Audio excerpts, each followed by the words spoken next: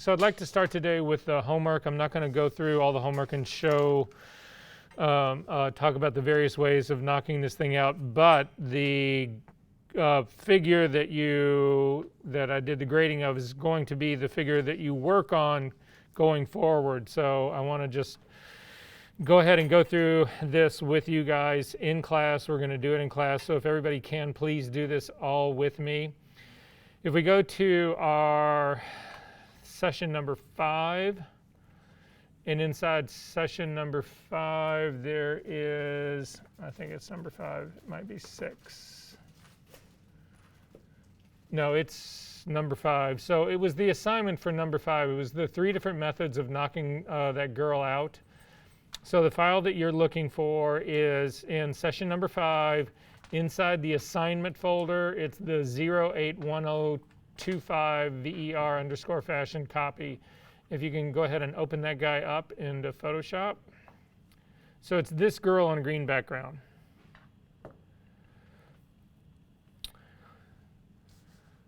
So was everybody able to find this and get it open? No, which folder? So session 5, inside the assignment folder,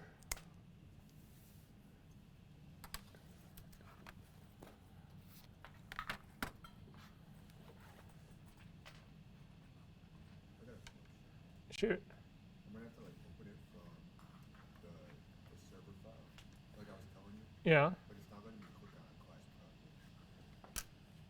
It's grayed out. That's because you're already in.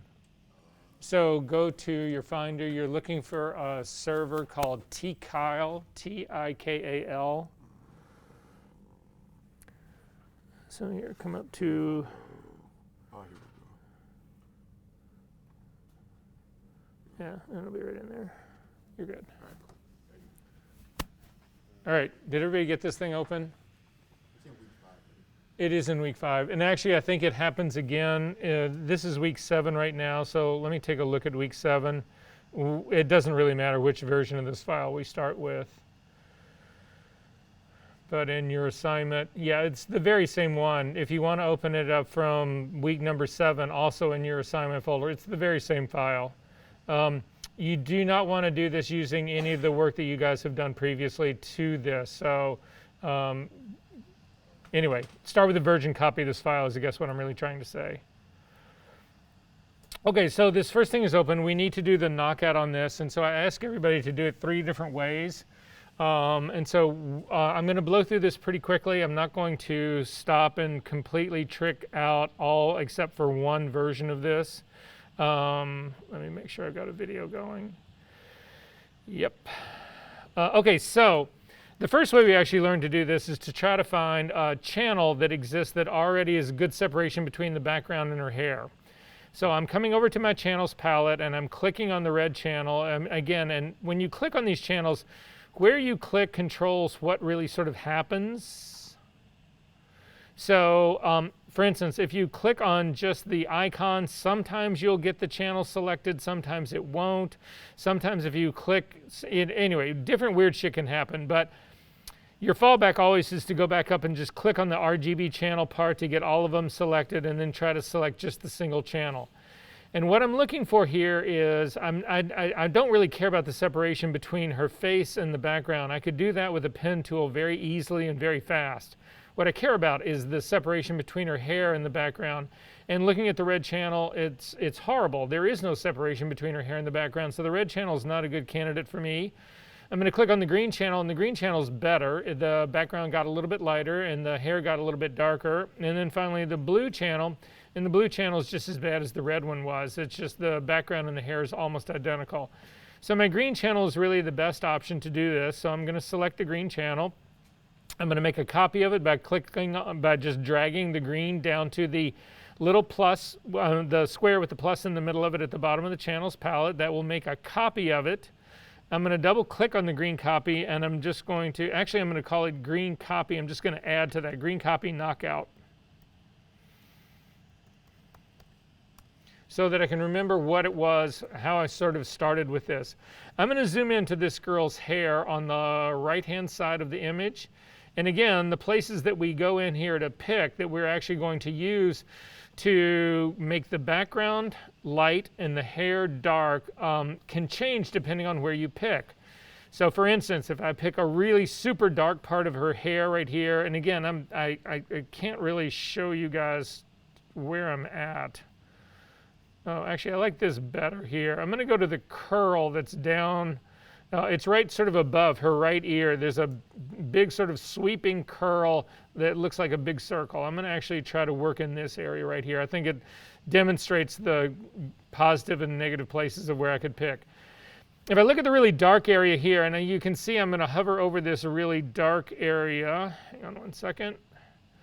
And I'm not getting any Rgb readout info at all.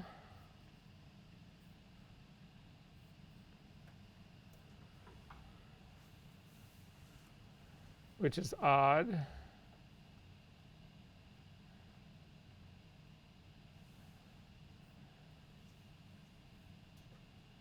Well, it gives it to me now. So anyway, I'm hovering over this dark black area that's right into here.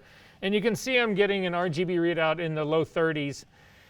If I make that black, if I take that to black, then areas that are down here that are sort of like, if I think of this as a clock face, that big curl is a clock face, something around 8 o'clock-ish, 7:30, 8 o'clock-ish, whatever, it's actually reading in the 80s.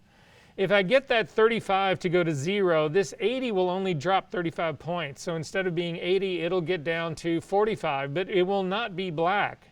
However, if I select this area, because I believe this area actually should be black, then I go that when I take that 80 all the way down to 0, the stuff that was darker will already be at black. So it has to do with where you pick these points, what you think should be black in your mask and what you think should not be, but also what we need to take into consideration. You can see there's a lot of these sort of like fine lighter areas here that actually should have light coming through them. They're transparent areas of hair. They should not be black. If I take them to black, my mask is going to be too aggressive. So the trick is finding out where you have something in here that you know should be solid black, and that's going to be the point that we actually pick to do this. Now, I'm not really convinced about this 8 o'clock area on here. I'm actually looking at the other side of the image, and I'm looking more at, again, if this is a clock face, something right around the, let's call it 2:30, 3 o'clock range right in there. It's a much darker area of hair. I feel like that legitimately could be solid black or could be completely separated from my background. So I'm going to click and drop a point right there. You also need to make sure that your sample size is set to 3x3 by default. Photoshop does point sample size. That doesn't help anyone out. And then I'm going to actually come down and pick a point on the background. I don't like this area that's underneath that. I think that there's too much hair that's actually in that area, so I don't feel like it's a clean enough background. But if I go up sort of towards the top, and I'm heading up almost to the very top of my image, in the top right-hand corner, there's a clear area that's just background there. I'm going to click on that area to do my 2 points. So I've got now the hair that I think should actually be black and the background that I think should actually be white. I go over to my info palette. I need to click on the eyedroppers for both of them to change these from readouts of K to readouts of RGB, and I'm going to do that for both. Again, so for my hair, I've got 71s. For my background, I've got 157s. Yours are not going to be exactly the same, but they should be relatively close. I'm going to hit Command L to bring up the levels dialog box. The minute I do that, you'll notice that I get 2 sets of readouts in my info palette. It's really a before and after. And so what I know is that on my point number 1 that's reading 71s, I need to try to get that down to 0. So I'm going to grab the shadow point slider underneath the histogram on the far left side, and I'm going to start dragging it towards the center. And the whole time I'm just watching the readout. I'm not looking at my image at all. I'm just watching the readout. I'm going to get this close to 0, but not quite at 0.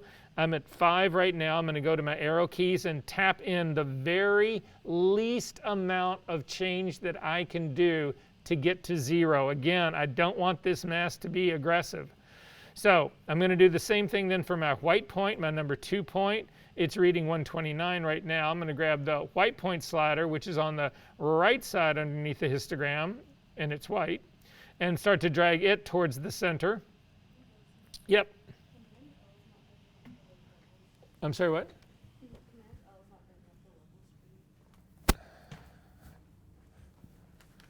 Hit Command D first, just to make sure you don't have a selection going. You've got something open here. You need to close him.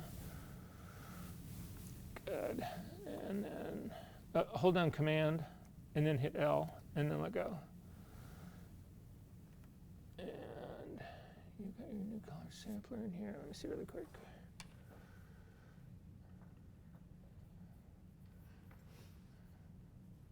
Oh, you don't have the eyeball on. And you've got your green channel still on, so you want to make sure it's just the knockout and turn this part off. And now try it. Bingo. Okay, get close to 255. I'm at 246. I'm just going to go to my arrow keys from right there and tap in the very minimum you need to get to that 255. And then before we say okay to this, we need to back off just a little bit. I'm going to kick back out to take a look at my whole overall image. Use your preview button to turn it on and off to see, am I keeping all that fine feathery hair part? Am I still getting good background that's coming out of the back here part? I am in all of those parts. All of that seems to be working really well for me. I'm a little nervous about all the highlights that I've got in the hair and all that kind of stuff, whatever, but I'm going to suck it up and go after it. So I'm going to go ahead and say okay to this. Then immediately I've got to start working with the brush tool. So let me double click on the hand to just center this. Zoom in. Again, I care about the edges. That's the part I care about. The area that's here right next to her forehead, that's all just going to go black anyway. You don't need to worry about that. Hit the B key to get a brush. Make sure that the brush is a completely hard brush. Make sure that the blending mode is normal, 100% opacity, 100% flow. Hit the X key to get, or in my case, the X key to make black my foreground color. Make my brush larger using the bracket keys just to the right of the P key. And I can paint all of this area in that I know all has to be black anyway. You want to stay away from these edges, but all of this hair in here that's actually got, there's a bunch of highlights that are on this hair, that's why it's all showing up. All of that needs to actually go to black. But when I get near these edges that are on the outside, I need to be a whole lot more careful about that. So I'm going to change my blending mode from normal down to overlay. I am going to make this a soft brush now.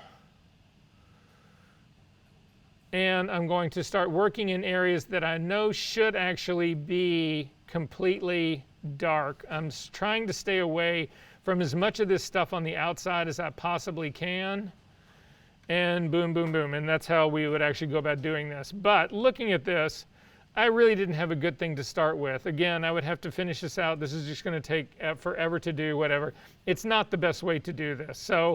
But I wanted you to experience the first version of this, the way that we had actually learned originally to do it. But we're not going to go any further with this because it's just way too much work and there's a better way of doing it. So I'm going to throw that guy away. My second option in here, again, I'm going to select, so I'm seeing my whole RGB channel part again, is to do color range. And to do color range, come up to the select menu, down to color range. So everybody look up at my menu to see where I'm at. Select menu down to color range, and your image will actually open up. And in most cases, if you take a look at the little window that opens up, the color range window, dialog box that opens up, if your selection preview is set to none, what ends up happening is that your image looks like the image, but your background actually, the small little preview will give you sort of the beginning of a mask that it's actually trying to build for you. Now, in the drop-down menu, you can actually have sampled colors, but you can also do any canned color already. So you could pick greens, for instance, and you will see that it actually, in your preview here, it's giving me, well, better than the green copy channel that I actually started with. But the problem with this is that this is, what it's trying to find is a pure green, and this background is not a pure green. It's close, but it's not a pure green. So this isn't really going to help me to use the pre-canned version of greens. Instead, if you scroll all the way to the top and you pick sampled colors instead, This allows us to actually pick the color that we want to be selected. So I'm going to come down onto the green of the image, and I'm simply going to click once, and then I typically drag. And the reason I drag is that it will cover more areas of green than just the first one that I actually hit. Now you can see the preview is actually showing you a relatively good one, but this really small little thumb thing is, for me, is really hard to see. So if you change the selection preview at the bottom of your color range dialog box from none down to grayscale, what ends up happening is that your image reflects exactly what's going on in that little thumbnail, and it makes it a whole lot easier to sort of see what's actually happening in this. And I'm going to come in a little bit tighter. Again, I'm concerned about that edge. The hair edge is what I'm really the most concerned about. You do have a fuzziness slider, and what the fuzziness slider does is it says how far from the point that you just selected do you want us to go to include in that selection. So if you grab your fuzziness slider and you drag it all the way down to 0, you will actually see that the amount of color of green that you selected is actually incredibly small. You can hardly tell. There's a little bit that's on this area right here. I like to get as much of the color green selected as I can before I resort to my fuzziness slider here. So I'm going to change my selection preview back to none because I can't even see where the fucking green is. Now I can actually see where I need to tap and to see if I can actually get more green out of here. So I'm going to tap actually on the other side, and you'll see I'm tapping now on the lower left-hand side of the image into the green area. It selects the green that's over there, but it orphans the green that was that I had initially in the beginning part. And the reason that is that because of the eyedropper that you have selected in the color range dialog box. That eyedropper is designed to get rid of any selection that you've got when it makes a new selection. So every time I tap around here, it's going to do a new selection, but it doesn't remember the old one. In order to make this cumulative, you need to select the middle eyedropper, the one that's got a little plus next to it.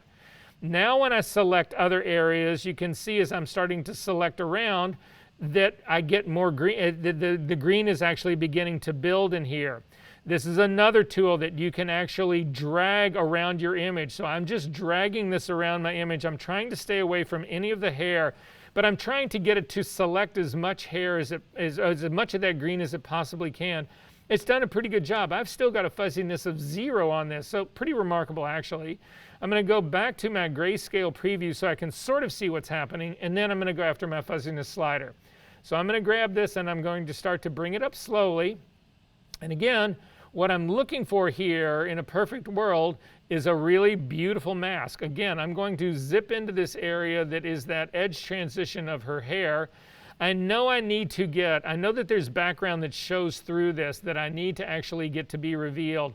So as I start to pull my fuzziness slider up, you'll see that it starts to reveal some of the background and the edge. What I don't want to happen, I'm trying to get some of that really super feathery hair to show up again. And it's actually eating into this, so I'm beginning to get some of the background part in here. I'm feeling better about that part. I've got a fuzziness that's all the way up at 152, so I'm going to continue to bring this up a little bit. All of a sudden I'm starting to pick up her eyes. I'm starting to pick up other hair. So I realize that my fuzziness slider has come up too much. I'm going to drop it back down. And this is beginning to look like a reasonably good selection for me to actually try this with. So I'm going to go ahead and say OK to this. That actually then does the selection, but it doesn't give me anything that I can actually work on. You'll notice it's just a selection going. I need this to be a channel that I can then paint on, run levels on, do all of the work that we were doing just a second ago on the channel.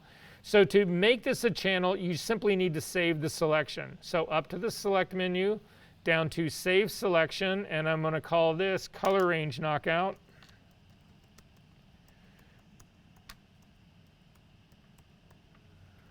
And say OK. Command D to deselect because it's already done its work. And if we come right down here, you'll see at the bottom there's an alpha channel called Color Range Knockout. And if I click on it, I can then work on it like I just did on the other one before. Now you'll see that my points have not moved, but if you remember, the green copy that I did had my number 1 point was sitting around a 71. It's now at a 13. And my red point was like 170 something. It's now already white. So this is the beginning of a good sort of like knockout mask for me. My worry about this is that it's been a little bit too aggressive. To find out just how aggressive it has actually been, the first thing I'm going to do is invert it, because remember, I want the mask to actually show the face and hide the background. So simply hit Command I, it will invert this thing. And sometimes when you do the inversion, you can actually spot things that are problematic. You'll spot contamination. Like I can see that not all of the color is actually in that selection. So at any rate, but to find out how well it really worked, come over to your Layers palette. We are going to add a solid color right above the layer palette. So again, it's an adjustment layer, the circle, half black, half white. I'm going to click on that and go up to solid color. In the solid color part, you have an eyedropper tool. You can type in the values to get to white, but since I've already got white as my background color, I can simply hover over that and click on it, and that will actually load white for the fill for the solid color, and I'm going to go ahead and say OK to that. Then I'm going to go back to my figure, the background at the very bottom of my Layers palette, and hit Command J to make a copy of it. And then I'm going to drag that copy up above my solid color. And finally, I'm going to go over to my Channels palette, hover over the icon for the color range knockout that we just did, hold down the Command key and click. It loads it as a selection, and come back over to my Layers palette, and on the background copy on top of the solid color, I'm simply going to add a layer mask. And then when I look at this one, I'm taking a look again at the quality of the hair, and actually it feels pretty good. I mean, the hair part looks pretty good in there. I've got issues that are around the rest of this, whatever. But for the most part, I've got spill in there as well. But for the most part, that's a fairly good solid knockout for us just beginning here to try. So I'm going to double click on the layer name, and I'm going to call this color range knockout as well.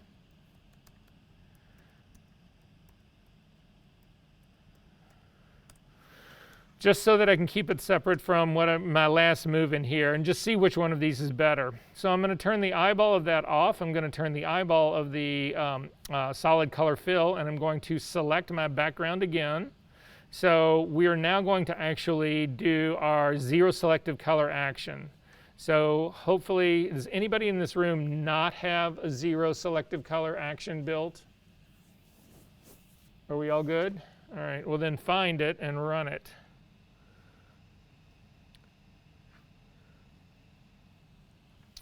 So in my case, I'm running this underneath my solid color fill. That part doesn't really matter, just as long as you got them, their eyeballs turned off. And hopefully you'll end up with a black image. If you end up with an image that looks more solarized like this, it just means that your radio buttons on the bottom of the selective color are set to relative, not to absolute. So I'm going to set it to absolute, and your image should be completely black. Are we good on this? No. Did you run your zero selective color?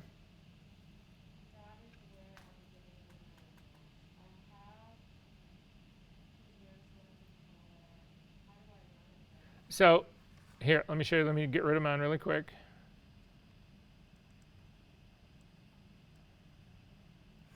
So in your action palette, if your zero selective color is open, you want to go ahead and close it, because you don't want to pick any intermediate step, because it'll start wherever you begin. So, and you always want to start at the beginning of this. So you do have your zero selective color action selected, right? So then it's just the little arrow that sits at the bottom of that palette, the arrow that's pointing to the right. If you click that, it runs the action. All right, let's see what you got.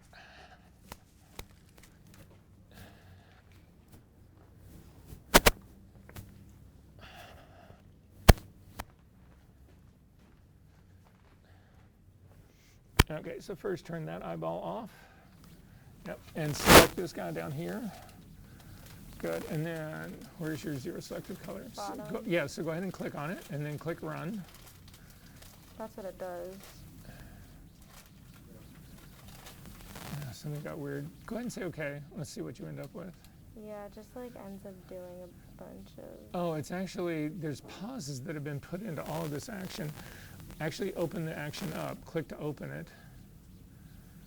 Yeah. Click the little drop-down menu there. Yeah. And keep going down. Go back up again.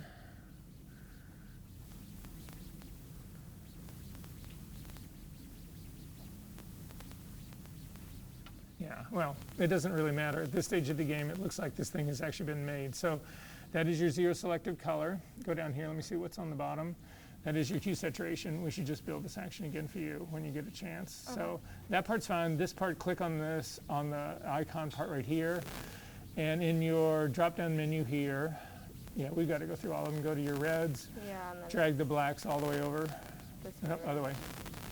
And then do that for everybody else.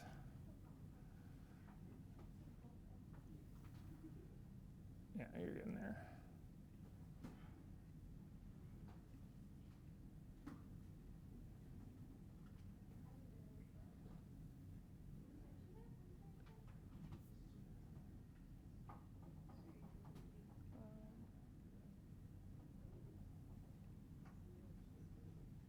And click absolute, and you're good to go. Cool. Okay. All right.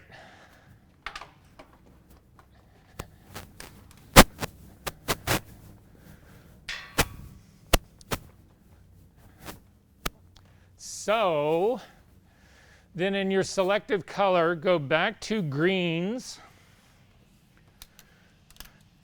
in the drop-down menu. Come down to greens, and instead of having your black all the way to the right at a plus 100%, take it all the way to the left, which is a minus 100%.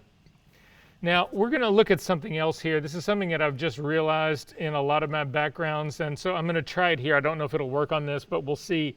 Let's try the same move with the cyans. If you'll actually come down and pick cyans, go ahead and leave your greens at that minus 100%, basically filling it with white, and try the same move with the cyans. Just try to pull that all the way back. And I don't see any change in the cyans at all, so I don't have any cyan in my green background, which is a good thing.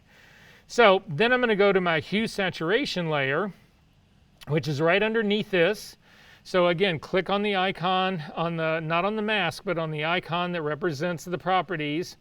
And we're going to use the targeting adjustment tool. So that's the double hand, the arrow, the hand with the two arrows that are sitting up at the very top. If you click on that, what that allows you to do is come over onto your image and click, and it will automatically pick the color for you. Now, a lot of people say, well, if you look at this image, there's no color in this image. But the truth of it is that what has made this image black and white is the selective color that's sitting up on top.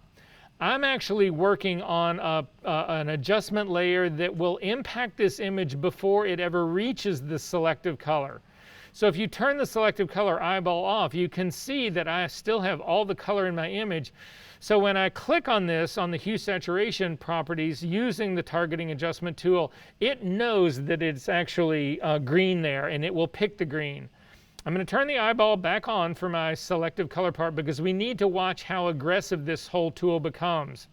But I'm going to start in the lower part that I know should be green on this image, and I'm going to click with the eyedropper tool. You'll see it changes to a hand that's got an arrow pointing left and right. If you drag this to the right, it saturates that green, and because the green is being more saturated, the impact of the selective color adjustment layer is increasing. So it's getting lighter because this is a more pure green. Does that make sense, everyone, what's going on? So this gets me to, in my feeling, the best of the masks that we could start with. Look at how fine the hair is. I've got a lot of stuff that's happening in here. This is all looking pretty good to me, so I'm going to run with this part. Now, we don't have a selection going, but all we need to do is make a copy of either the red, green, or the blue channel. You cannot make a copy of the RGB channel because RGB is not a real channel. You cannot have color in a channel. So if you actually try to copy the RGB channel by clicking on it and dragging it down to the little box with the plus on it, you'll see that you get a circle with a slash through and it's saying you can't do this. But you can select either the red, green, or blue and do the same thing, and you will get a copy of that. It doesn't matter which one you pick. This is a black and white image. By definition, they have equal amounts of red, green, and blue at every point of gray in here. So I'm just going to grab the blue one because it's at the bottom. I'm going to make a copy of it, and I'm going to double click on that, and I'm going to call it Zero Selective Color. And then we need to do some work on this guy. The first work that I'm going to try to do is get rid of the contamination. Now, you can see I'm in that upper right-hand corner, and you can see I've got little fine feathery hair, but I've got some really I've got background, but it looks really mottled to me. And so the problem that I have with this mottled background is that if I use this number 2-point slider, it might be on a lighter area of this background, it might be on a darker area of this background. It's really hard to say what it's actually picking up. So for me, I'm actually going to change the sample size of my brush from 3 by 3 up to 5 by 5. That gives me, instead of looking at 9 square pixel here, it's actually going to give me 25. Then I'm going to hold down the Shift key and click on this and try to move that little point slider around, or actually I'm going to select my color sampler tool. And I'm going to try to move it around to a place where I can actually find something that I think is one of the darkest areas in that sort of contaminated background. And I'm just going to let go. And so in my case, again, I've got this weird looking set of numbers here, because I'm looking at my numbers and I've got a 49, a 50, and a 27, and I'm thinking, what the fuck is that about? This is a grayscale image. Those numbers should all be the same. And the reason I'm getting this perverted readout is because I've got the hue saturation adjustment layer in my layers palette selected. You need to click on the background in order for this part to actually work. Once I clicked on that background, what the hell just happened? I did just drag my color sampler tool. Oh, anyway, it doesn't matter. I just did drag my color sampler tool. Oh, because it's all still black. I've just grabbed my color sampler tool and I've come back down to my zero selective color. As a matter of fact, you can actually throw away the adjustment layers that did that. You can throw away the hue saturation and you can throw away the selective color. We don't need those anymore. Again, I'm just working on my background copy, but I do have my zero selective color channel built from all of that. And now I'm taking a look at my Rgb readouts, and I can see that this background is reading in the 200s, so I need to clean all of that out. I've also got still a small amount of value. I've got a 6 on that little pixel part right there, so we'll see how this goes. So Command L to bring up the levels dialog box, and I will do my bottom first. So I'm going to grab the black point slider underneath the histogram all the way to the left and start to drag it, watching my output. Hit 0 way too fast, so I'm going to go back to my arrow key so that it taps in at just 0. I'm going to grab my white point slider and pull it back till I get close to 255. Go to my arrow keys. And then before I say OK to any of this, I'm going to zip back out a little bit and use my preview button on and off to make sure that I'm not tearing this mask apart, that I'm not getting too much damage in there.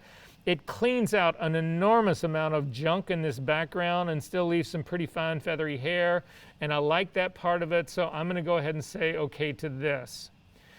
Now again, we need to invert this because I want the mask to actually show the figure and hide the background. So to do that, I'm going to hit Command I to actually invert it. And then I'm going to make another copy of my background layer. So again, I'm back into my layers palette. I'm just going to do the same thing that I did for the color range readout. I'm just going to do the same move again. I'm going to hit Command J to make a copy of that background layer. I'm going to double click to rename it, and I'm going to rename this Zero Selective Color. And say OK. I'm going to drag this above my solid color fill layer. I'm going to turn my solid color fill layer on. And then I'm going to come back over to my channels palette, hover over the icon of the Zero Selective Color knockout channel. Hold down the Command key and click to load it as a selection. and back over to my zero selective color and actually add it as a layer mask. And this is a much better beginning, I think, for me. So if we want to see the difference, which one of these worked better, the color range or the zero selective color, what we have to do is we have to turn one layer off and turn another one on, and that gets hard to do in really quick succession. So instead, I use my history panel to actually do that for me instead. So over on your history palette, right now I've got the zero selective color knockout is showing, and the color range one is turned off. So I'm going to do a snapshot of that by clicking on the camera at the bottom of my history palette. I'm going to call this zero selective color, and say OK to that. Then I'm going to turn off the zero selective color layer, turn on the color range layer, and do another snapshot in history and call it color range. And say OK to that. Then I can scroll to the top of my history palette and I can go back and forth between these two to see which one I think is a better call in this. So when I'm looking at the zero selective color, I think I hold a whole lot more of that fine hair. When I go to the color range, I lose a lot of that fine hair. The zero selective color looks much more believable. Look at, especially in this top right area. If I take a look at that area, again, my color range pretty much blew through all of that smooth, fine, those little baby fine hairs, whatever. I get them all back with zero selective color. So zero selective color is my go-to for doing this kind of stuff, but just so you know, that's kind of where we're at with all of this. Now, I'm not completely done with this. Again, I would do a little bit of cleanup, so we're going to do this part pretty fast just to make sure. I'm going to throw away my color range layer because I know it's not the one that I want, so I'm going to simply get rid of it. And then right now, again, I feel like I need to choke this mask, especially around her chin, that whole line that's running around her neck and her cheek. And on the other side, there's a really jagged one that's running around there. I need to clean all of that stuff up.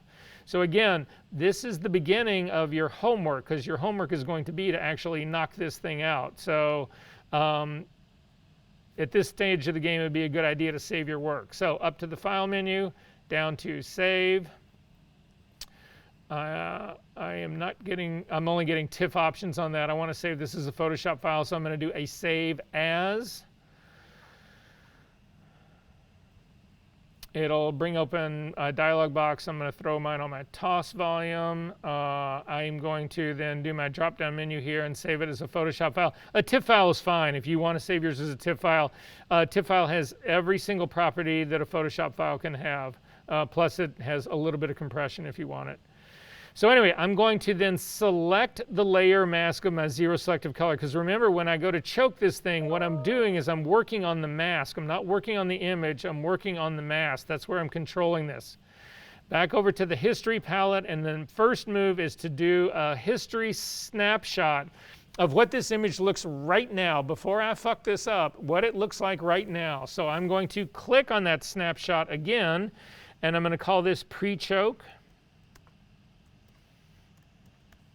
And say OK to that. And then I'm going to go ahead and choke this thing. So make sure that you've got the layer mask is selected, up to the filter menu, down to blur, down to Gaussian blur. And we're going to hit this. I'm going to hit it with a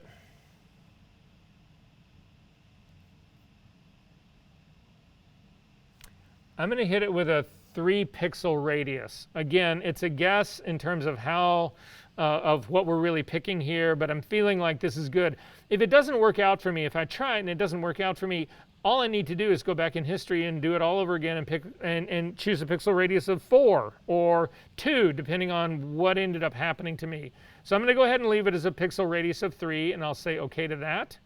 And then again, what we have done is we have actually introduced layers of gray between the white that's the white part of the mask that's showing her face and the black part of the mask that's hiding the background. Along this edge, we just built shades of gray, and we can use levels to make those shades of gray either white or black. And so the ultimate consequence of that is that we are either choking or spreading the mask. So I'm going to go back to click on my image, make sure that you are still have got your layer mask is selected, and levels again, Command L. And in this case, I'm going to grab the black point slider and start to drag towards the middle. And you can see it starts to pull that line in along the side of her face. So that was the choke. So what I'm saying is that I wanted to make those layers of gray that I created by blurring the image, I want to make them black. And therefore, it's coming in and it's essentially choking the mask. It's cutting that area off. If you put the black point slider all the way back to 0 and grab the white point slider and actually click on that and drag, you'll see that the green gets even worse.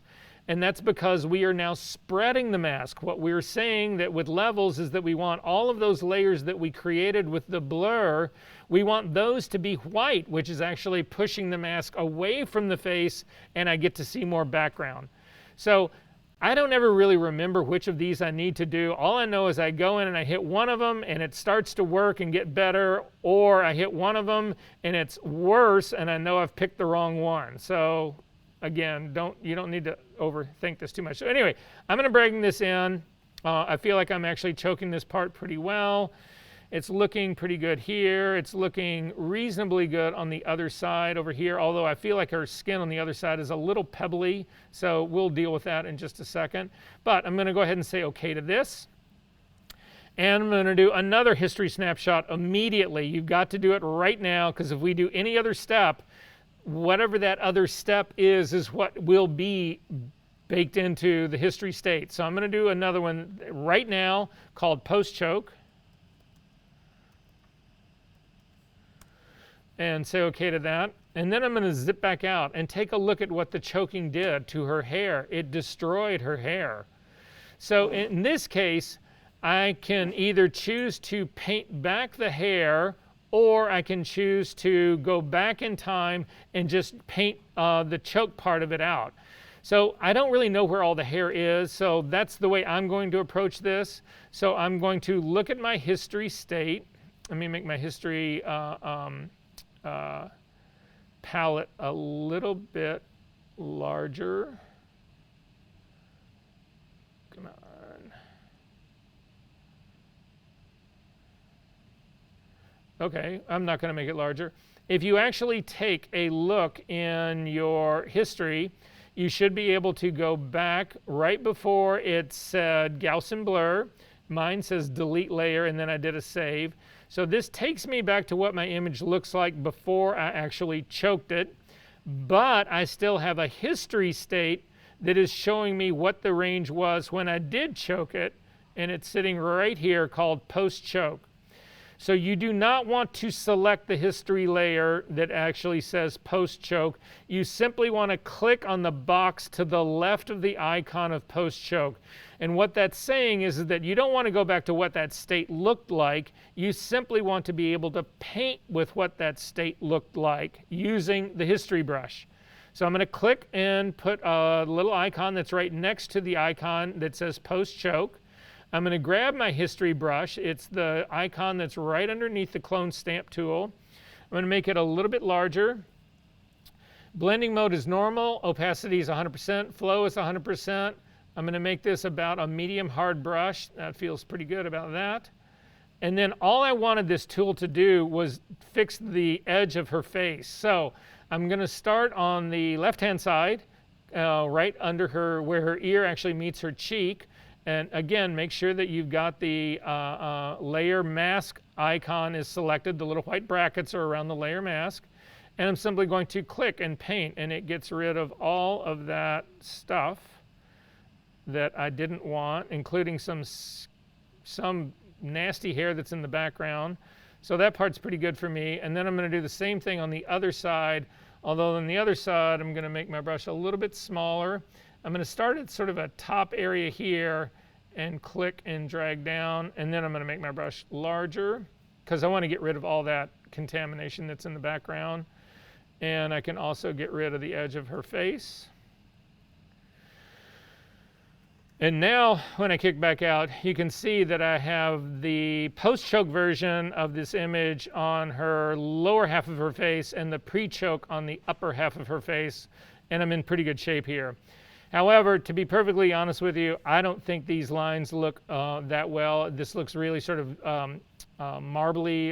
It just looks really janky to me. I'm also going to actually hit the lower part of her ear. I'm on the left side now.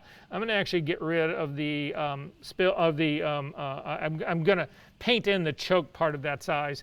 But I don't think that this actually looks good. This skin part doesn't look good. The reason it's all bumpy like this is that it's actually out of focus. That part of her image was out of focus. So instead, I'm going to clean this up really quickly because I can. I'm going to hit the P key to get the pen tool. I'm going to start at the lower part of her ear so that, again, I've got a good place to sort of start with. And I'm going to pen tool this out really quickly. But I'm also going to get rid of all of those little bump parts. So I'm just going to continue this down. I'm going to do it on the lower part of her neck as well.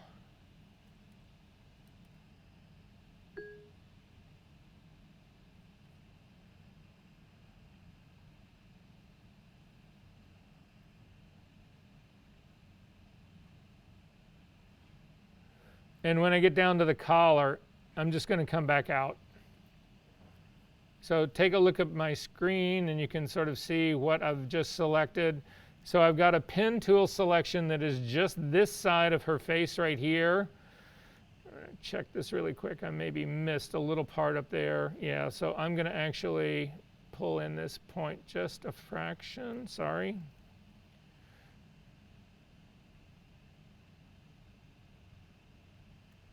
And that seems pretty good to me. I'm going to go to my path palette. I'm going to double click on the word work path and name this, and I'm going to call it left cheek. And say OK to that. Command click to load this as a selection. And then again, this is a trick I showed you guys last week. If you click on the icon that's right underneath your foreground and background color, you can actually see the quick selection of it, and you can see how sharp those the lines are from your path. What I want to do, what I typically would do, is just go up to the select menu, modify, and give it a feathering. But this way you can really see how much you're softening that edge. So again, I'm going to come up to my filter menu and come down to blur, down to Gaussian blur, and it's going to blur that mask. Now I've got a 3-pixel blur in here, and I'm looking at it and I'm trying to feel like, is that pixel blur line the same as the edge it's looking like it's near? And it feels pretty good to me, so I'm going to say yes to that. It'll go ahead and do that softening, and then I'm going to go back, clicking on that same quick mask tool to go back. I've still got my selection going, but it's now been feathered. It's now been softened, and I could sort of judge how soft it really is. Back to my layers palette, click on the layer mask itself. I do not want this part to show. This is part I'm trying to hide. So that means I need to fill this area with black to hide it. Black is my foreground color, so Option Delete will actually get rid of it. Command D to deselect. And this is a much better edge that I've got on this side over here. I'm going to do the exact same thing on the other side, starting at the lower part of her ear, to again just give me a little bit of beginning in all of this. And you see, I'm actually removing part of this girl's face, but nobody will ever know.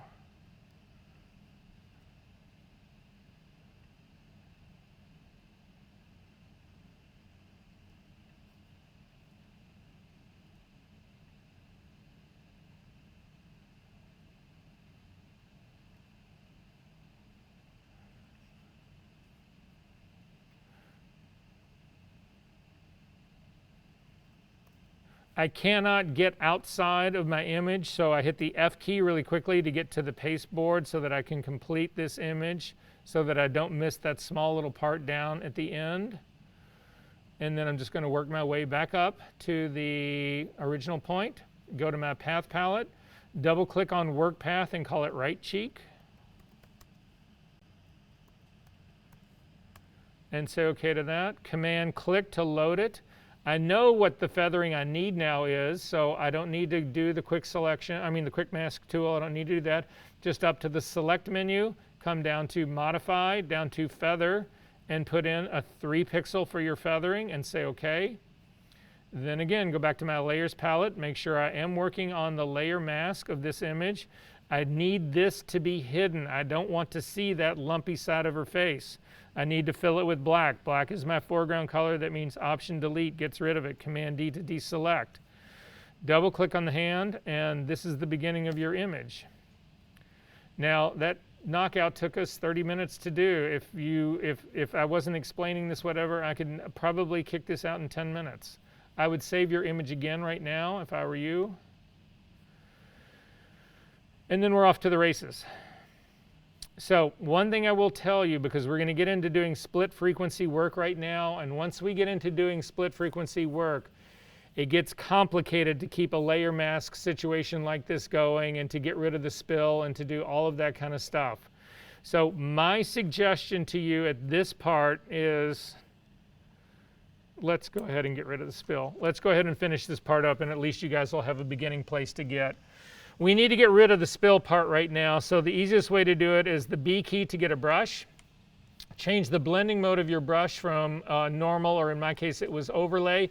You'll notice that I cannot get to color. Color is actually grayed out for me. I can't get there. Anybody have any idea why that is? What's selected over here on my layers palette? The mask. I can't do color on a mask. You got to select the pixel layer.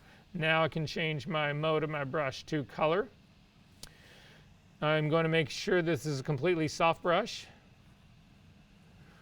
I'm going to zoom into that top right part of her head. I'm still working on my pasteboard, which is great because I can use my brush outside.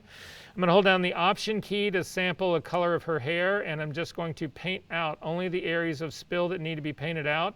Some of you guys I was looking at were not only painting out the areas of spill, but you were actually painting out whole areas of her hair. That's wrong. You don't want to do that. Other people were also only using one color to do all of this. It looks fake if you do that. Keep resampling your color. Again, I'm resampling all the way down in all of this stuff. I'll resample some lighter colors even when I get up near here. Some people paint it over the girl's ear like that. You can actually see that it puts gray in her, the skin color of her ear.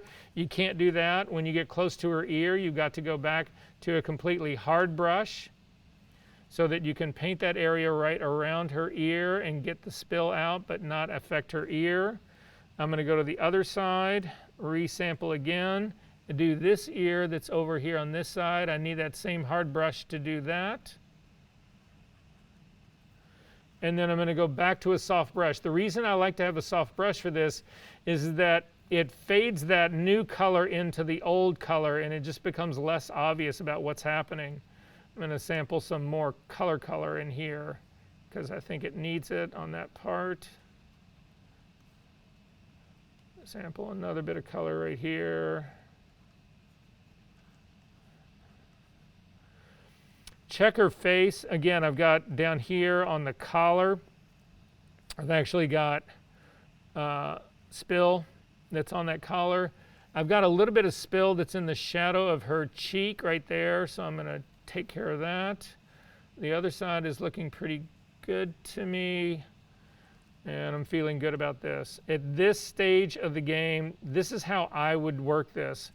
Some people would actually then just take off from this point right here. For me, I like to save my steps one at a time so that if I have to go back, I can go back. So anyway, at this stage of the game, I'm going to save my work. Hit the F key again twice to get back to the little postcardy guy. You should be able, again, the work was ultimately saved here. So now I need a new virgin copy of this image. So there's a couple of ways that we can actually go about doing this. But for me, I'm just going to do this keyboard shortcut. So everybody do this one with me. Hold down the Command key, the Option key, the Shift key, and hit the letter E. And what that will do is it will do a merge stamp version of everything that was visible. Now you can see that my image with the mask and the white background were visible, and this has now created my new version. And you'll see If I got the color spill wrong, which I think it is wrong right in here, I don't like this. This is too grayed out. It doesn't have enough brown in it. I can't fix that anymore because I've lost that. But I've got it right beneath, so I'm going to throw away that merge stamp version that I just made. I'm going to go back in and fix the color spill. So again, the B key to get a brush. I'm going to sample something that's got a little bit more color in it, and I'm going to go back over that area that I think was all grayed out, and that's much, much, much better color for me, I think. And I'm going to check everybody else and say, yep, okay, now this guy is good. And now, Command, Option, Shift, and the letter E to do a merge stamp version of this, and rename this NV. And this is where you would then start your retouching, especially in what I'm going to show you today. Are there questions about this? Yes? There's some, I don't know how to explain it, like artifacts, I kind of like right here, like this. Yeah, oh, that is a spill. Yeah, and that. Yeah, well, that's just the image falling apart. Yeah. Yeah. But spill will take care of all of Oh, that. this is spill? Yeah. Oh, because it's like when I go over, it's still like. Yeah, but look at the area that's right next to it. The color you have sampled has got way too much red in it. Okay. You need to Well, resample color down here. Well, I meant like it's still like bits of white. Yeah, but again, those are highlights in her hair. You see it all over. Those aren't Okay. mistakes. Those are actually real. Okay. I mean, those are supposed to be there. Okay. Yeah, they're just falling apart because they're out of focus. Oh, okay. And it's probably a really old image. Shoot. How do you get the version copy? And then how do I get rid of the pen marks? So to get rid of the pen part, go to the pen palette and select underneath it, and they're gone. And to get to this part, select your very top layer, hold down the Command key, Option key, Shift key, and hit the letter E. Oh, E. I thought it was V. And that's it. And rename it New Version. Awesome. Thank you. Everybody else okay on this? Okay. Save your work. Alrighty then. So today we start the second part of retouching. So how did the Skin As retouch go for you guys? I mean, it takes forever, right? I think the Did it work? texture was easier than the tone for me, weirdly enough. Oh, the detail was easier than the larger areas? Yeah, it becomes a thing. What we're going to deal with today actually looks at that in a different light, but it's the same idea. So anyway, so last week was the hardest of them all. It's the most painstaking, it takes the longest, but it's the most, if you're looking to preserve the detail, which again, in serious beauty work is the holy grail of it all. What I'm going to show you now is sort of a, okay, so we have two extremes, I think. We have the extreme of doing only tonal work, and then we have the other extreme, which is just to go in with a healing brush tool and smack the shit out of it and kill all the skin, and who cares anyway. All right, so those are the two extremes. We're looking for something to play in the middle, and it's frequency separation. So how many people in here have already done play with, work with, use frequency separation? Well, raise your hand up high, be proud. Okay, that's good because the rest of you haven't been told the wrong way to do it, and so I only have to fix it for 2 people and not everybody else. So just kidding, you might be a pro at this. Maybe you can tell me. So frequency separation.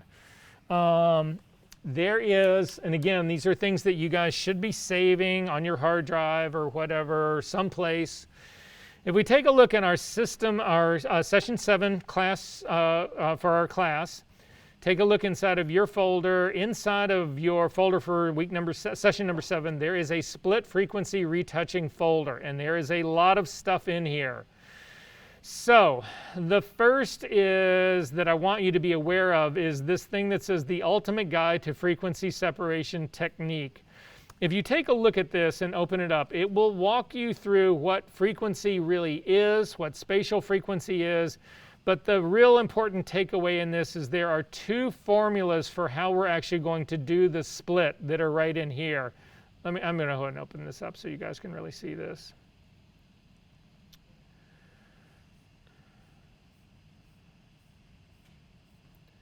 So it's right here on page number 3. These are recipes that until you get really good at doing split frequency work, you might have to refer to this. And these are the recipes right here. One recipe is for 8-bit color, the other is for 16-bit color. They differ slightly. They do ultimately the same thing, but because of the difference in 8-bit and 16-bit, you can't treat them the same when we actually do the split work. So just to know that this is here. 2 other things that I want you to know about in this as well is that there is also this Ultimate Guide to Doing Split Frequency Work uses Apply Image. That's one of the 2 ways of doing it. There's another way to do split frequency work, and again, I haven't even explained what the hell it is yet, but I'm going to get there. There is high pass frequency separation. It's just a different way to get to the same place. There's also mixer brush settings, and we're going to actually use mixer brush in this quite a bit. So this is how you set up your mixer brush to actually do split frequency work. And then finally, there's a PDF in here that helps you set up. Most people don't do this, but most people should. There's a way to actually do split frequency work non-destructively. So anyway, those things are all available to us. We are going to get through all of these things right now, hopefully. So what I'd like to start with is the split frequency retouching image. It'll be inside the split frequency images folder. If you double click on that and launch it, it's again, it's another beauty shot, or 3/4 shot, not really a beauty shot here, of a person. And I want you to zoom in to this girl's face. I'm not going to worry about the green background, but I'm zooming into this girl's sort of like nose area. Has everybody found this image? I really want you to do this one with me. Save the other one, and then the image you want to open up, it's inside session number 7 this week. Inside of that, there's a folder called Split Frequency Retouching, and inside of that is a Frequency Separation Images folder, and inside that there's a file called Split Frequency Retouching Image. And it's a girl on a green background. So everybody have this guy open. Okay, so the first thing I want to do is talk about what split frequency really means. And a lot of people are very confused about this when they talk about what we are talking about in here is spatial frequency, which really throws people. People start thinking, "What?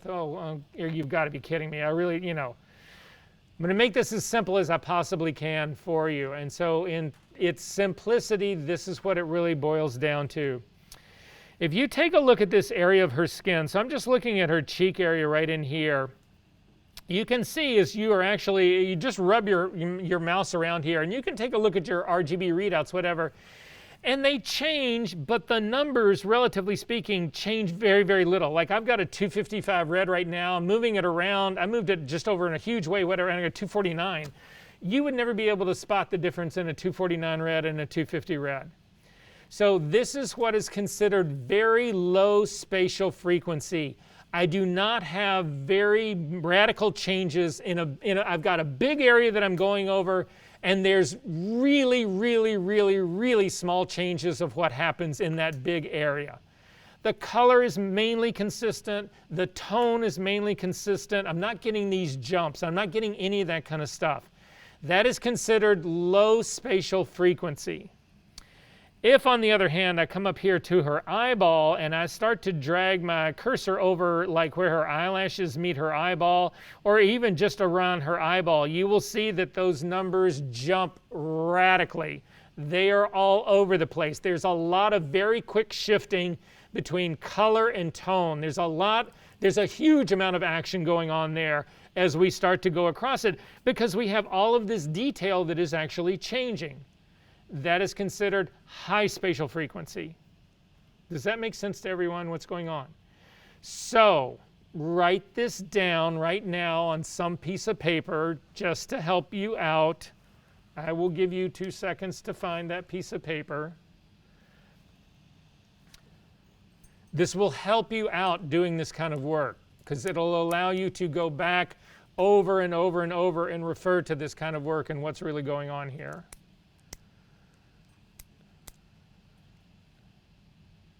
Ready? So, low frequency is all about tone and color. High frequency is all about detail. So what we can do, what you are looking to do with split frequency work is, if you can separate your image out into separate layers where you have all the detail on one layer and all the tone and color on the other layer, you can actually retouch those independently of one another.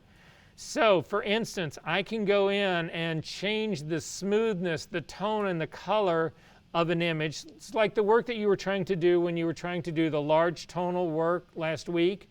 You were trying to smooth that skin tone out without changing the detail. You didn't want to change the texture of her skin, but you wanted to smooth the blotchiness out.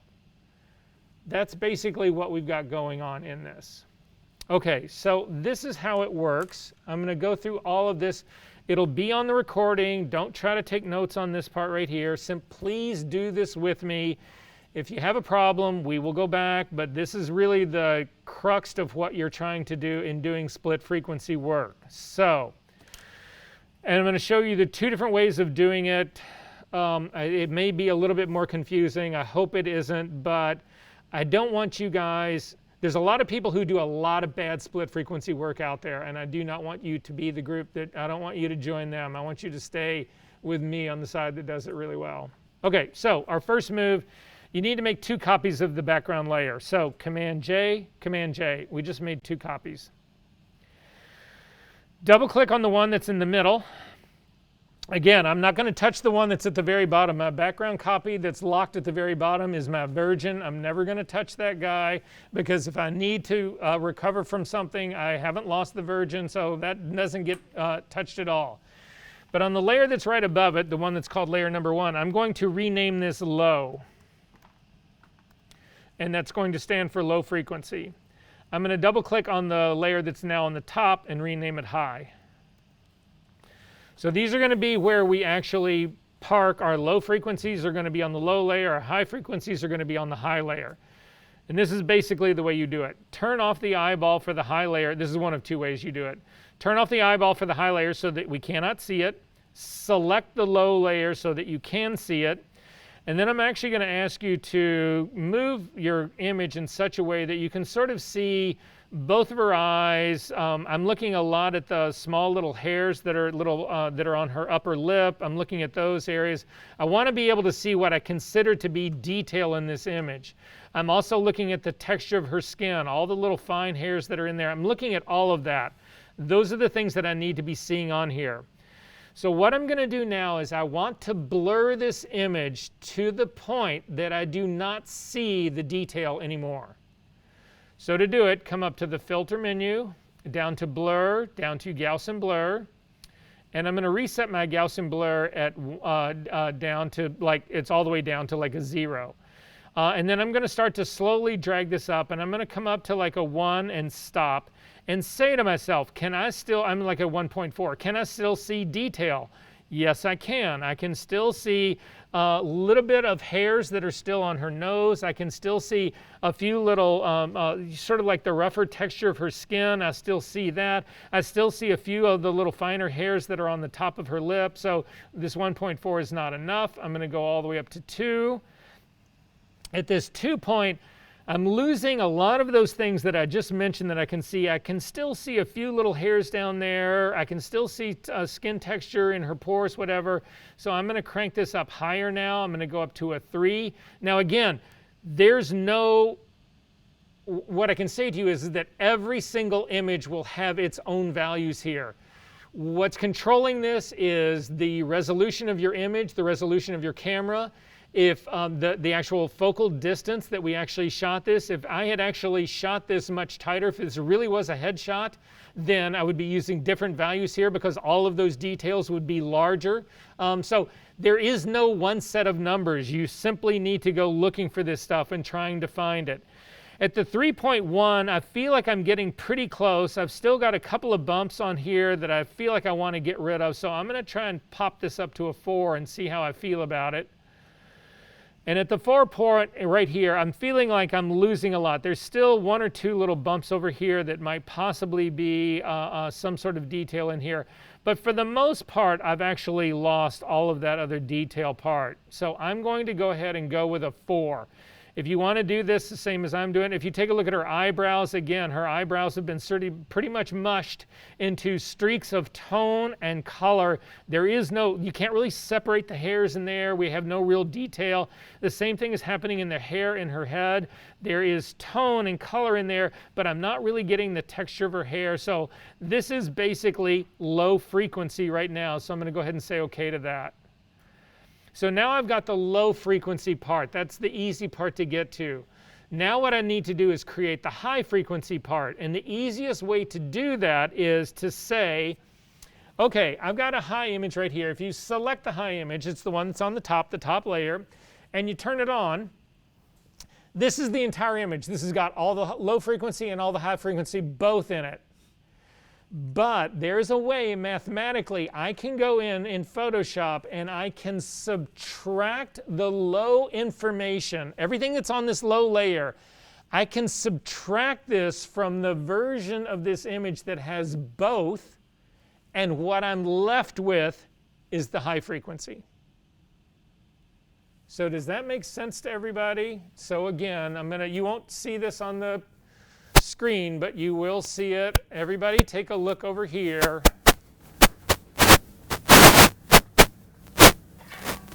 So I have my 3 images, my 3 layers. This is my low layer, my high layer, and my total. This has got everything in it in the bottom. So right now we've made the low layer. I've got all that information in there. The high frequency work has been blurred out. It's not there anymore. So my high layer right now still has both high and low in it. So what I'm going to do is I'm going to take this high layer and I'm going to subtract the low from it. So this is the low. I'm going to minus that out, and what that will equal, so this is really, turns out, this high layer is named high right now, but really this is the total image. This is the total, because I haven't done anything to this yet. So this is the total part of it. I'm going to subtract the low frequency work from this, and what I am left with is high frequency. Make sense? Okay. To do this, it's a little bit obscure. Apply image goes way back to the earliest versions of Photoshop. This is how, literally back in the 70s, people used to do all their work in Photoshop. Was really, no, you didn't have layers. Layers didn't exist back in the beginning. You just manipulated channels. Everything was done in channels, and it was all done mathematically, and that's what the tool that I'm going to show you right now is. So make sure that you've turned the eyeball for high on, and make sure you've selected the high layer. And then come up to this is where you can actually refer to that ultimate frequency separation guide. If you can't remember, it's these recipes right here. So the one we're going to go after, this is an 8-bit image.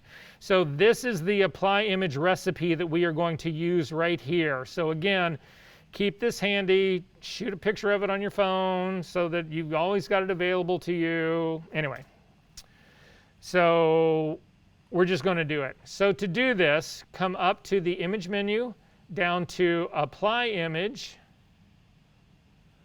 and a dialog box will open up, and your image should get a little bit darker just because of the standard values that they plug into this box every time you open it up.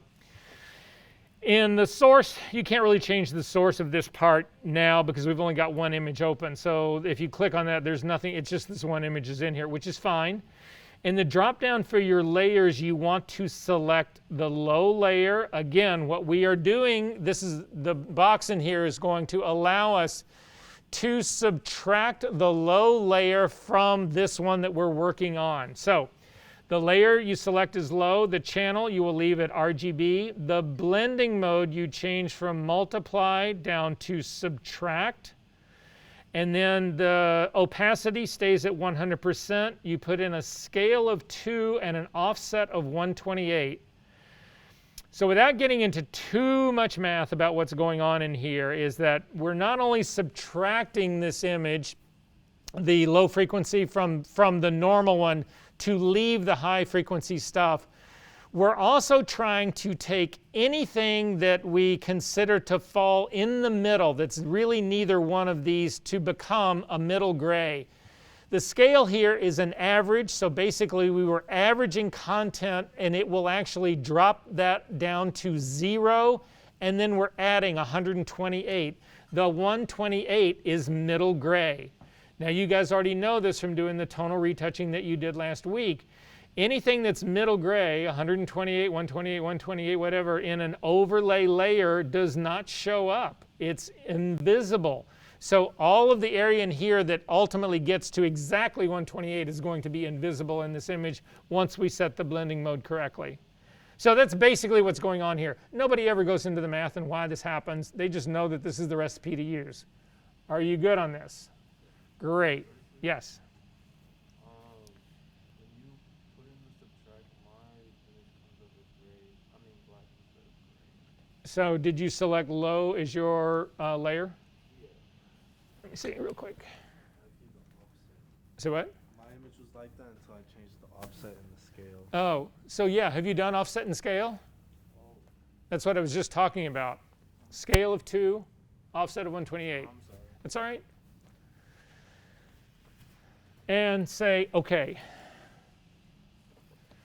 And you end up with this image that looks like a high-pass filter image, which is another way of actually doing the same thing. We need to change the blending mode of this from normal now down to linear light. And your image should look the same way it actually looked before.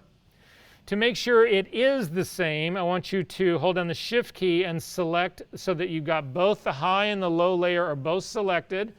Click on the menu drop down on the far right-hand side and come out and say, I want to do a new group from layers, and I'm just going to call this FS for frequency separation, and say OK. This is our check to make sure that nothing went wrong. Turn the eyeball for FS off and on, and you should see no change in your image. If you see a change in your image, you did something wrong. Jack? Yeah. Yeah. All right, so this is where I'm at right now. I'm just holding down the Shift key so that I select both high and low layer together. Then go over to the menu from the right side from the Layers tab. Click on that, and you want to pick New Group from Layers. And you get a dialog box opening up, and just name it FS, Frequency Separation, and say OK. Then again, turn this thing on and off, and you should see 0 change in your image. Yes? You have a change? Then something went wrong. No, that's all right. Don't worry about it. Did everybody on the sign-in sheet? It's up there.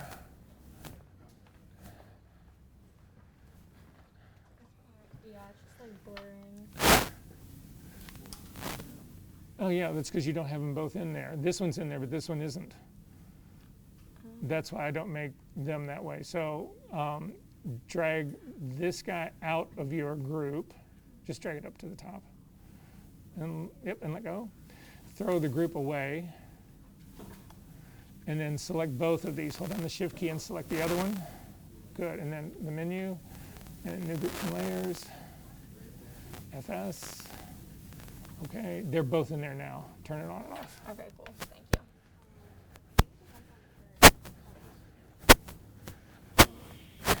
OK, guys. So this is where most people stop. I do not stop at this point. I actually like to make these things non-destructive, because the problem that you'll have is this. If you open this up 2 weeks from now, are you going to remember what blur radius we used to do this? Not going to have a clue. So if something goes wrong and we have to go in and fix it, your only option is, I mean, we need to have the exact numbers that we put in here to do this. Otherwise, what is on our low layer or what is on our high layer is different, so I can't go in and fix it. So I need a way of making this non-destructive so that if something bad happens, I'm always got a back door. I've always got a way to get out of this, right? You guys should know that about me by now. Always, since I was a little kid, always look, man, I would walk in, it didn't matter what situation. I was always looking for the side door, the back door, the window, the whatever. I was always looking for a way out. Same things, never changed. So at any rate, this is how you do it. Click on your low layer and hit Command J. That's the easy one. You've got a low copy now. We can do all our work on the low copy. If something goes wrong, we can actually then go right back to the low version that's right underneath it. It's the virgin. And I can actually copy the information from that and bring it into low copy. And I've undone the damage. At least I'm getting back to it without having to redo everything else that I've done in my image. Make sense?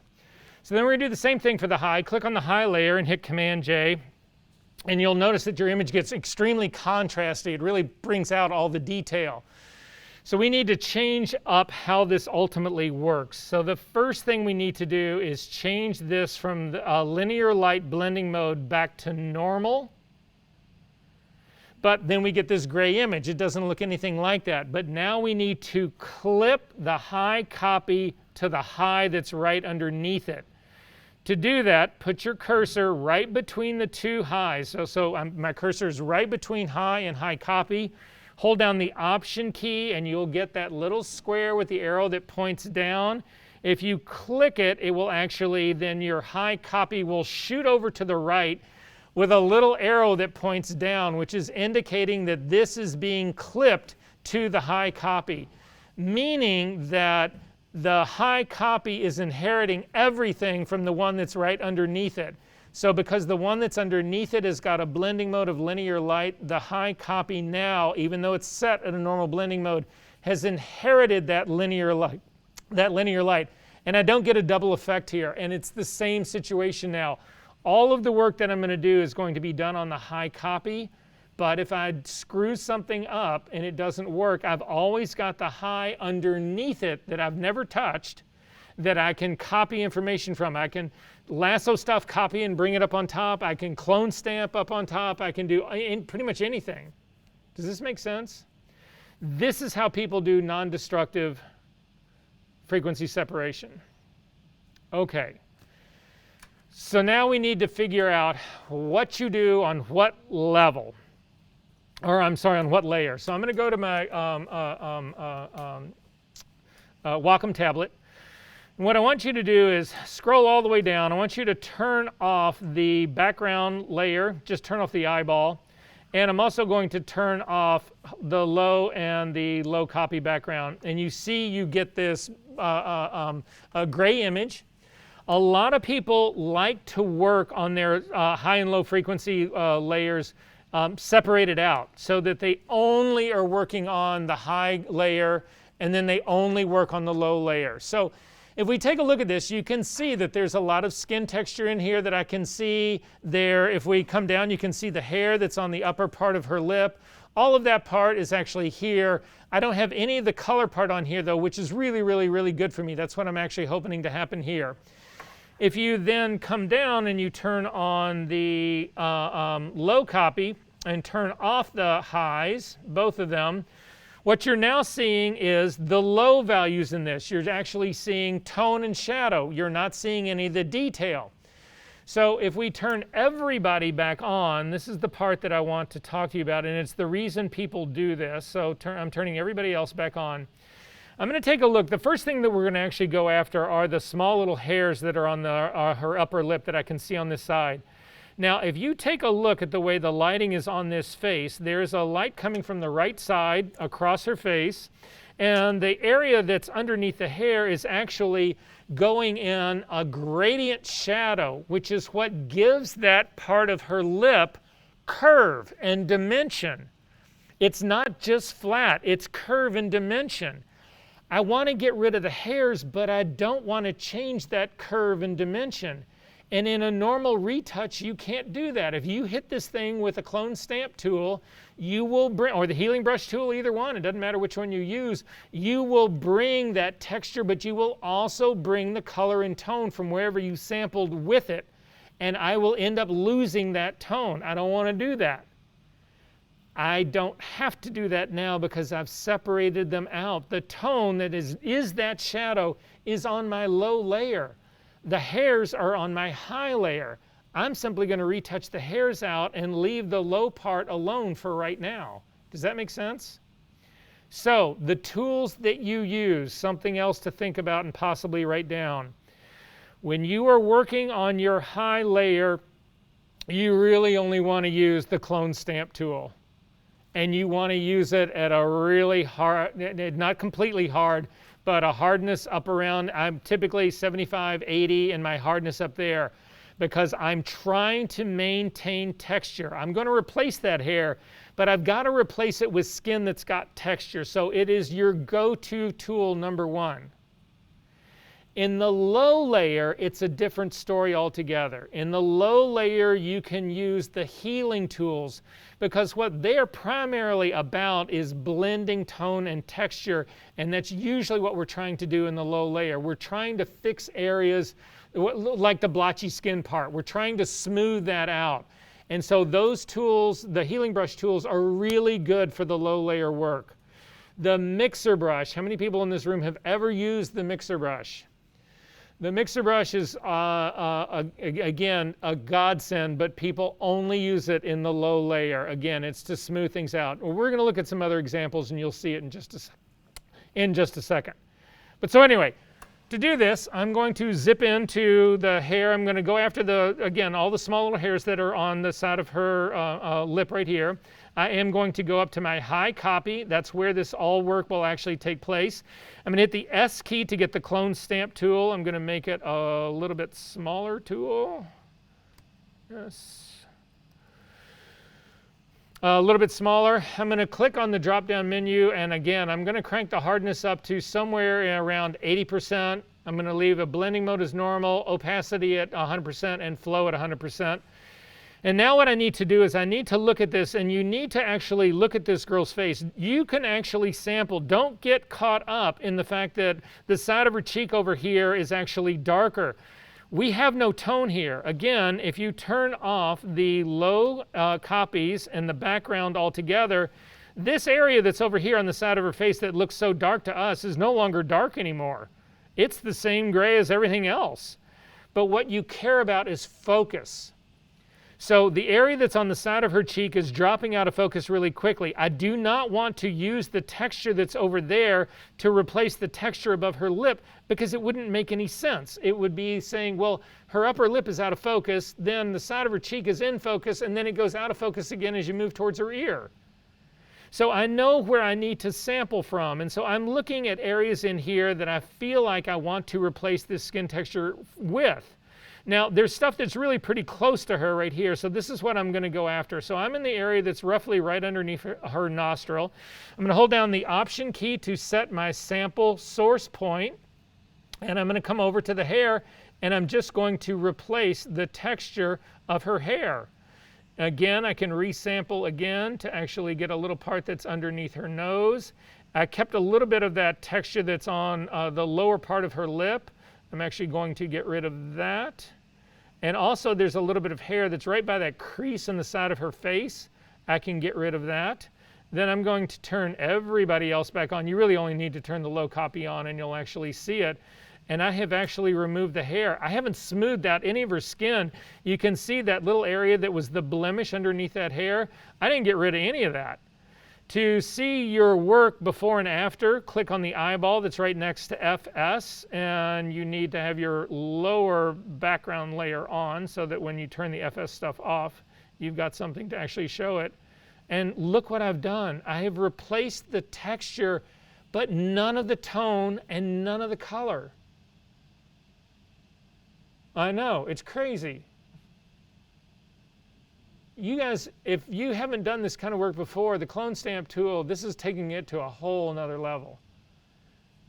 So, That's the beginning of doing the texture part. I want to go over to the other side of her face. You'll see that there's it's like a mole, maybe I don't know what it is. It's on the other side right next to her nose, a small little dot that's right there. It's a mole or a pimple or something. I don't really know what it is. Doesn't really matter what it is. Again, I'm going to turn off my low copy and the bottom background layer so that I'm only looking at my high copy information. So on my high copy information, I can see again that where that skin is really rough and it's a little bit darkened.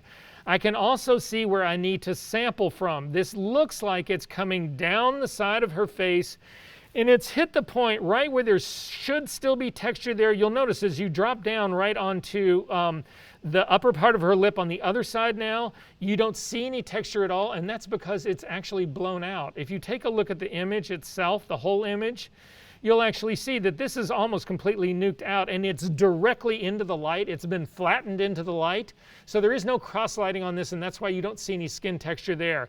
It's not completely nuked out. You can see I'm at a 245 in my R channel, so my limit, but still there.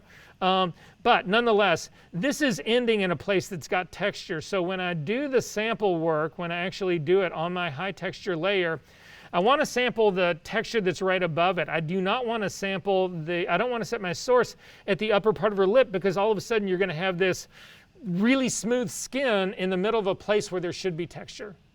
Make sense? I'm going to make my brush a little bit smaller, hold down the Option key, set to do source above this, and come down and simply hit that part, and that's it. Just one tap and let go of that. Then again, I'm going to turn on my low copy, and you can still see something there. What you're seeing there now is not texture anymore. It's actually low frequency information. So I need to fix this on my low layer now. To do that, come down to your low copy, make it active, and now we go to the healing tools. So in the healing tools, the first one and the one I use the most is actually the healing brush tool. So come over, and it's not the spot healing tool, but the healing brush tool. And when you get the healing brush tool, what you'll see is, again, you can control the hardness of your brush. I'm going to keep the hardness of my brush around 50%. I'm not going to take it as high as the clone stamp tool. However, what also controls the way this tool blends is diffusion. And it's this number in your options palette all the way up at the very top.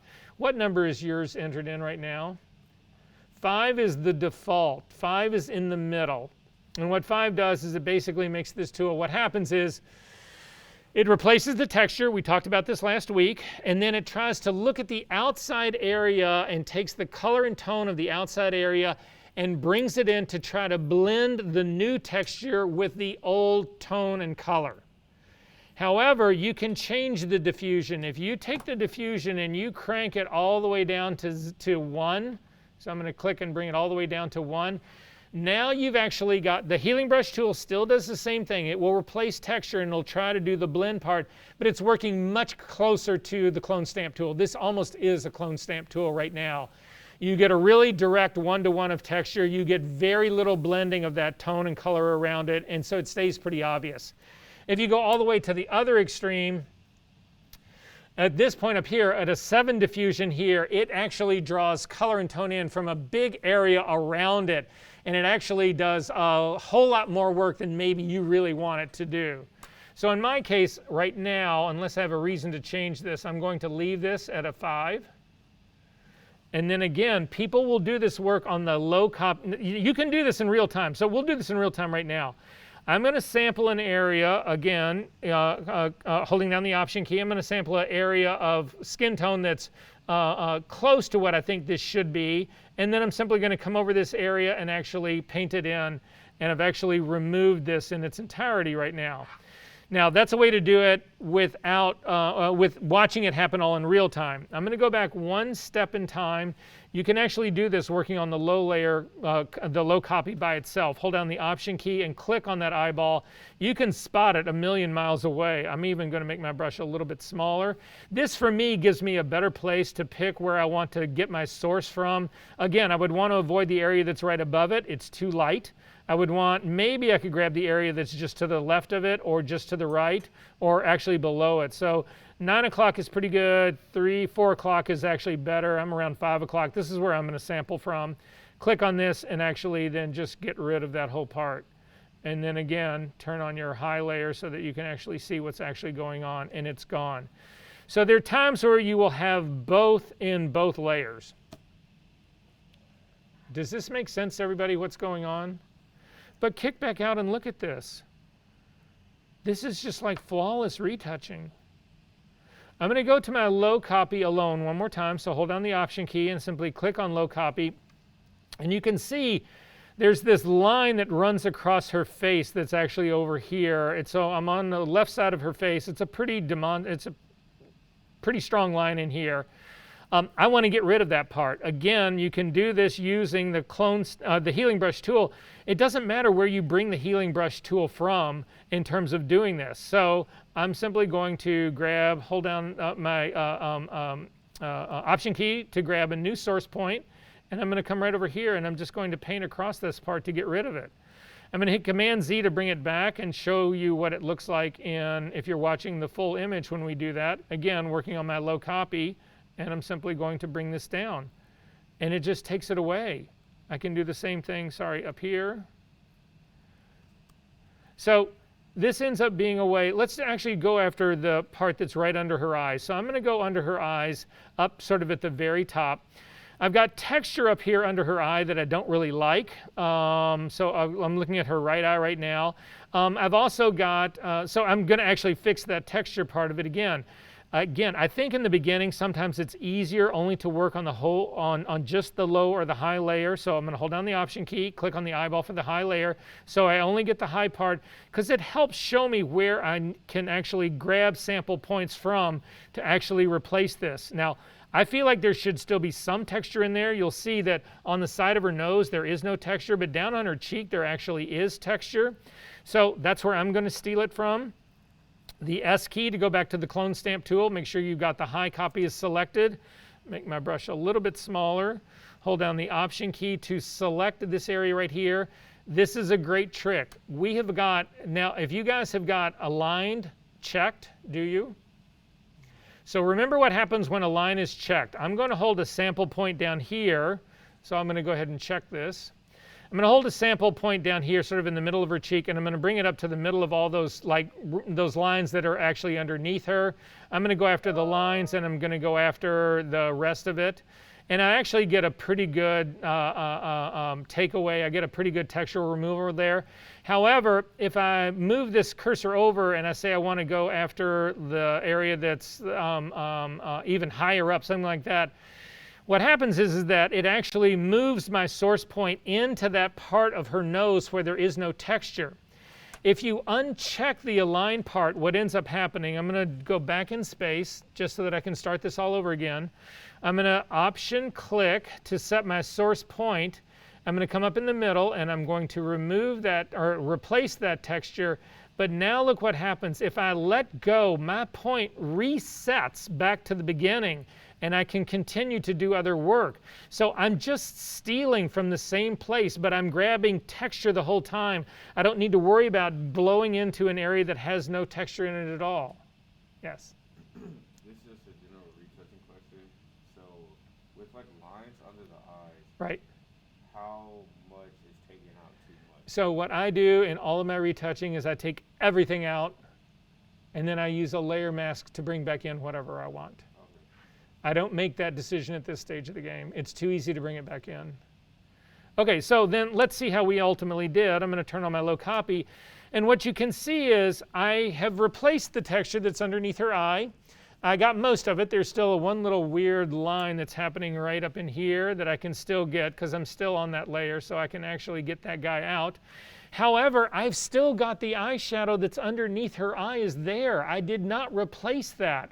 If you were to do this on a normal image with a normal clone stamp tool, you would have actually taken that super white light skin and put that right underneath her eyeball. So then you say to me, well, Versa, yeah, but I want to lighten it up a little bit. I mean, I don't really like how that guy's looking. This is when we go back to our low copy. Again, I'm going to hold down the Option key and click on low copy. Couple of things that we can do here. One of the easiest is to just do this with a regular brush. So I'm going to hit the B key to get a brush. Make sure that you've got your low copy is selected. The B key to get a brush. Make sure that this is a completely soft brush. Make sure the blending mode is normal. Make sure that the opacity is 100% and drop your flow all the way down. Bring your flow down to like 2 or 3%, maybe 5%. Make it a smaller brush so that it actually ends up being close to the color that's actually down here. Hold down the Option key and simply sample lighter part of her skin.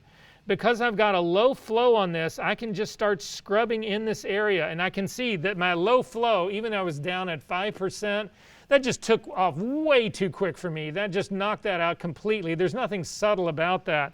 Command Z to undo that. I'm going to take my flow all the way down to 1.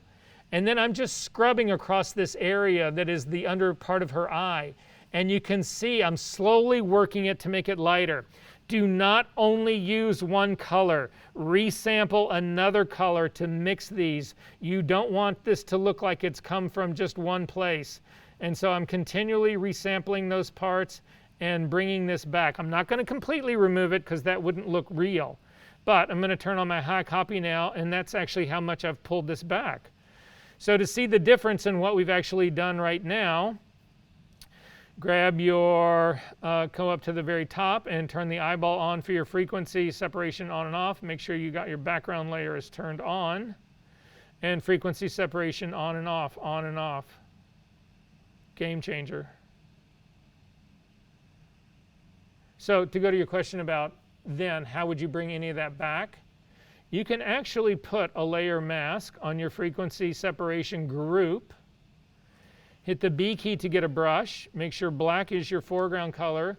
I'm going to drag my flow back up to around 30, somewhere in here, make my brush a little bit larger, and simply mask this back in. It all came back in too quick, so Command Z to undo that. I'll just put my flow at like 5%, and then I can scrub this back in to bring parts of it back in. Added a layer mask to the whole group. So it's bringing both back in. It's bringing the texture back in, but it's also bringing in the tone and the color that's underneath it. If you only want to bring the texture back in, but want to leave that tone lighter, then you do not do the mask on the group as a total. So I'm just going to get rid of that mask, but you can do it on the individual layer. My high copy is where all of that change is. If I hide that, the high that's underneath it has all the original texture in it. So I'm going to add a layer mask to my high copy, and then again, with a black brush, just start to paint this in slowly. And now I'm just bringing back in the lines in her eyes, but the tone is still lighter. And so if I would do that, like, if I mess with the high layer, it'll affect the copy, right? Just for normal knowledge. Again, these two function together, as do the low copy and the low. Both of them, they're functioning together. And so, yeah, I mean, again, what I'm doing is hiding the work that I did on the high copy. And so the only thing that's left to see is what was originally on the low. So you can actually turn the high copy off. You can turn the whole eyeball off, and you'll see it. All the hair comes back, all of that stuff, because it's all sitting here in the high layer that you don't touch. Make sense?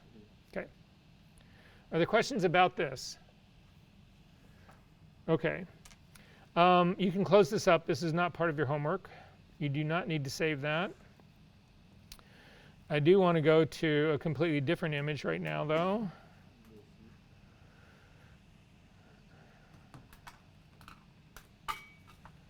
So this is also in that split frequency image group. There is a thing called Wrinkled Green Skirt. If you can open that up, hopefully you'll get a warning telling you that something has gone wrong, that you have a color mismatch.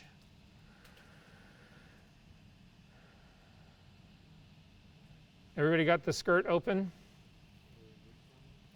So it's called Wrinkled Green Skirt.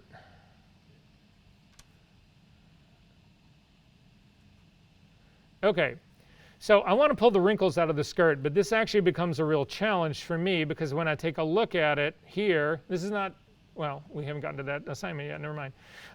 The skirt has actually got, there's texture in here. The stitches are in here, some of the texture of the fabric, if you come in there, is pretty close in here.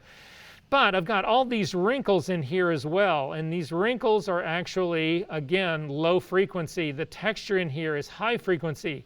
So if I split these out, I can hopefully, if I'm lucky, hopefully I can get rid of the wrinkles in the skirt, but I can keep the texture that's in the fabric itself. Make sense? That's going to be the goal.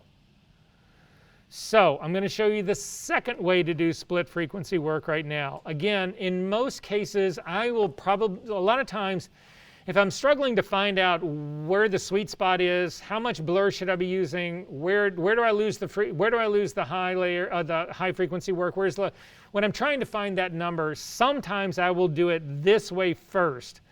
Because the way that we just learned, what you're doing is you are establishing the low frequency first, and then you're just accepting the high frequency that you get. The method I'm going to show you right now is the exact opposite. What we're going to do is we're going to establish the high frequency work and then do the low frequency separated from it. Make sense? So this is how it works. We do the same, we start off the exact same way we did. Command J twice. We name them the exact same. The one in the middle is going to be the low layer. The one on the top is going to be the high layer. And I'm going to leave the eyeball on, and I'm going to start with the high layer. Again, I'm going to establish the high frequency, I'm going to establish the high frequency first, and then do the low frequency. Make sense? Okay. So to do the high frequency, to do it this way, these are the steps to do. Now this is, again, there's a PDF that's in that folder that will give you the recipe that I'm going to give you right now. And there's a lot of places where you can fuck up in this recipe. So if you do this kind of work, you got to make sure that you follow that recipe. You also need to make sure that you put these two things into a group and then turn that group on and off to make sure that you really are getting a true split frequency, that you're not altering your image somehow. So this is how it goes. You start with this one up at the filter menu, down to other, down over to high pass. So take a look at my screen. I've got my high layer is selected at the top. I'm going up to the filter menu, down to other, and over to high pass, and let go. And crank your radius all the way down. And you should basically see nothing. You should see just a gray screen. So what we need to do now is we need to start raising the value of this radius to see the detail that you want to keep. What are you considering to be the high? So I'm going to drag this up right up to a number 1 or a 1.3. And I can barely get a little bit. I get some of the stitching, a little bit of the texture of the fabric, but really not a whole lot in there. I'm going to zip back out. If I come up to a 2, a 2.5, I'm getting more texture. You see I just got all the stitching of the belt. That part's actually coming in. I still don't see any of those wrinkles that I'm actually trying to get out. So I can feel confident about continuing up. So I'm going to crank it up to a 3. Yes? I did it and then like... Never mind. We're going to start over. Yes. So you got the high layer selected, right? Yes. Okay. Up to the filter menu, Yep. down to other, over to high pass. Yeah. When I went down, like when I went to 2, I see nothing. Like I'm not tripping right though. Oh. Like it's still. It may be how bright's your screen. Yeah. How bright's your screen? How dirty's your screen? Who here is working on a calibrated screen? Wait a second. When did I mention monitor calibration in this class? At what point? Week 1. And then what point did I actually demonstrate it? Week 2. Yeah, so hello. Okay, just saying. Okay. I'm at a 2 right now. I'm at a 3 radius right now, and I still don't see those wrinkles. So I'm going to go up to a 4. I'm going to push this a little bit more. And then go up to a 4. And at the 4 point, I'm actually gotten all of the texture of the fabric back, but I don't have any of those wrinkles in here. So I'm going to, again, I'm at a 4.2. You need an exact number. I'm going to just go to 4, 4.0. And the reason this number matters is that you've got to remember the number to actually do your low frequency work. It can't be close, it's got to be exact. So if 4.2 was the number that I really felt, I would write on my little notepad that I keep next to my retouching station all the time, put down a radius of 4.2, because that's what I'm going to have to enter into my low frequency blur. Are we good on this part? Okay, so I'm going to leave in 4. I feel good about this. I've got the texture. I don't see those the big, foldy, wrinkly lines, whatever, which is what I'm looking for. I also don't have any real color in here. If all of a sudden you start seeing a lot of color in here, you know you've pushed this too far, because this layer should only be having texture. It should not have color or tone in it. So I'm going to go ahead and say OK to this, and here's the tricky part. Immediately, you need to come to the Image menu, down to Adjustments, over to Brightness and Contrast. This is the only time you will ever see me use this thing. So Image menu, Adjustments, Brightness and Contrast, and then this is the tricky part. This is what can fuck you up. We need to use the legacy version of this. If you do your contrast correction first, well, here, we'll do it. Set your contrast to -50. Then if you check legacy, you will see that your contrast resets. And if you don't notice that and you just say OK to this, you haven't done anything. So check use legacy first and then drag it either down or type in -50 and say OK. This is now our high frequency layer. It's actually been done. We need to change again the blending mode of this from normal down to linear light. It looks really contrasty now, looks really crunchy right now because we haven't developed the low layer. To do the low layer, you don't even have to turn the high one off. Simply click on the low layer to make it active. Come up to the filter menu, down to blur, down to Gaussian blur, and type in the exact same radius you entered in the high pass filter, which was 4 pixels, and say OK. Then hold down the Shift key, put both of these into their own group called FS, and say OK to that. Turn it on and off, and if you see a change, you've screwed it up. If you don't see a change, you are good to go. Open this back up. We are going to create our non-destructive layers again really quickly. So I'm simply going to click on my low layer, hit Command J, which gives me a copy of it. Perfect. I'm going to go to my high layer, hit Command J. It makes it all too crunchy, just like it did before. I'm going to change the blending mode of my high copy to normal.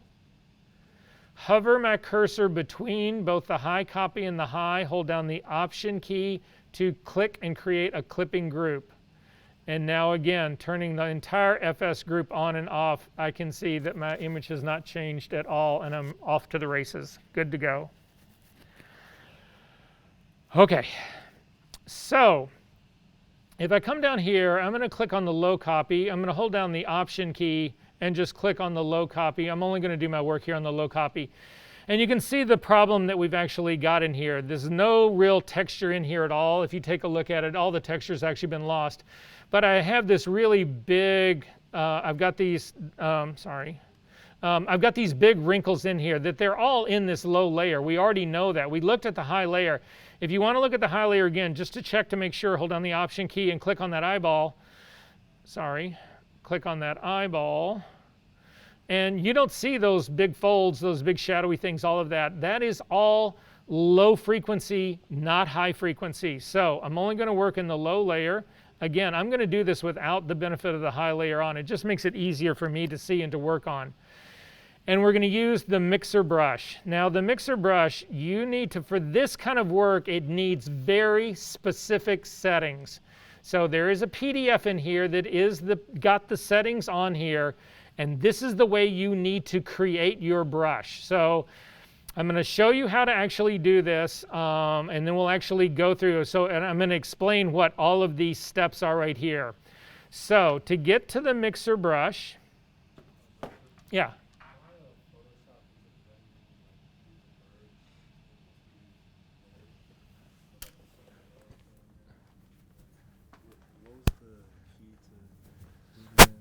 Okay, so you've got your top layer done, right? Change the blending mode of that to normal. Oh, this top one? Yeah. Oh, sorry, I keep thinking you guys, your touch screen. It's all good. Oh, so that's normal. Then hover your cursor between both layers. Okay. No, between both layers. Yeah, right where they touch. Hold down the Option key, not the Command. Okay. And you get that little guy click, and there you go. They have to be different, the blending mode. Yeah, because the top one inherits the blending mode of the bottom, and if you've got it at linear light and it inherits linear light, you double the effect. Okay. So we only want one of it, so you set it to normal, it inherits the linear light, and you only have one of them. Okay, so the mixer brush, and this is where we'll finish up on this guy, but this will be a game changer for anybody in here who does fabric. This will change your life. I've had people break out into tears when they see what I'm going to show you right now. It all depends on what you're doing. That's how crazy that actually is. Trust me on this. All right, so the mixer brush, where is it? It should be in your regular brush menu. So if you come down to your regular brush guy and you kick on the flyout, you should have your brush tool, pencil tool, color replacement tool, and the mixer brush tool at the very bottom. So if you don't have it, so does anybody else in here other than you guys not have it? Okay, if you do not have it, to get it, come up to the Edit menu, all the way down to Toolbar.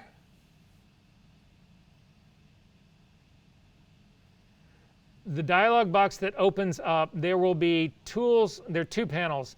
There'll be active tools on the right side, the left-hand side, and inactive ones on the right-hand side. Can you find mixer brush on the right-hand side?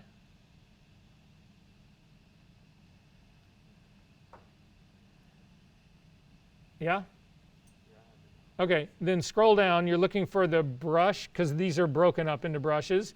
You simply need to grab the mixer brush from the right-hand side and drag it over to the left. I'm going to pull mine out so it looks like yours. So take the mixer brush and, again, bring it right underneath the color replacement tool. And it'll read right there and say done to this.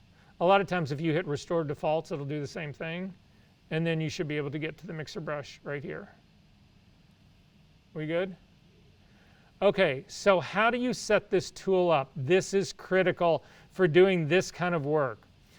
So, and again, I'm going to look at our little explanation here just so that everybody understands what's going on. I'm looking at these first two buttons right here. I'm also looking at this patch right here. The patch is going to be your check to see if you got this actually right. But if we go back to the recipe, you want to uncheck the first of those, and the uncheck the first one is load the brush after every stroke. You do not want that to actually happen. You do, however, want to clean the brush after every single stroke. So you'll see there's a little diagram down here about what this should look like. So back in Photoshop, what that means is that this first button should not have the dark surround. It should be unchecked. The second button should be checked. You should have the dark surround. So the first one says, do not load this brush at the beginning of the stroke. And the second one says, clean the brush once this is done. So that's the first two things. You'll notice that it immediately goes into a custom use right here. You don't need to worry about that part. In terms of the wetness, the load, and the mix, these are the next things that we actually need to look at. And I'm going to go back to the little recipe right here.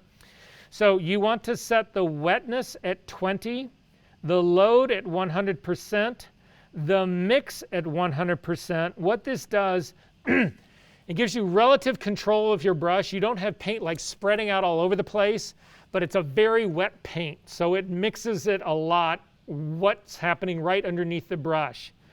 But then to control that so it doesn't take off on you, you put in a flow of anywhere from 20 to 50%. Now, there are times, I'll confess to you, I've gotten frustrated and I've actually cranked my flow all the way up to 100% because something is not happening fast enough for me. But typically when I go into this, I'll do a flow of around 40. That's usually my standard setting. So that's how we're going to set this up. Again, this is exactly what it'll look like right here. So I'm going to go back into Photoshop, and I'm going to do a wetness of 20, a load of 100, a mix of 100, and a flow of 40%. I'm going to crank mine up. And then this is how the tool works. You need to make your brush a little bit bigger. Again, if you click on the drop-down menu here for its hardness, you want a completely soft brush on this guy. Again, what I've got right here and that I should not have in this drop-down menu here, this is actually wrong because I've got a color that's actually sitting in here. That should not have color in here. This should actually be clear. So I'm going to turn this guy on and off, and you can see if you turn their buttons on and off a little bit, you get the checkerboard that's actually in here. So what it's saying is that it has no color in it to begin with, and that's exactly the way we want this to ultimately happen. Are we good on this part? So then what's going to happen is this. The way to think about how the mixer brush works is it's going to drag color. Wherever you start, it's going to take that color and drag it in the direction that you actually paint. So what I want to do is I actually want this shadow that's underneath here, I don't want to paint it with the highlight that's above it. I actually want to paint it with an area that's down here below it. I need to get rid of both the shadow and the highlight. So I'm going to simply start in this area down here, and I'm going to click and drag up repeatedly. I'm in the low copy layer. This is all going to be color and tone work.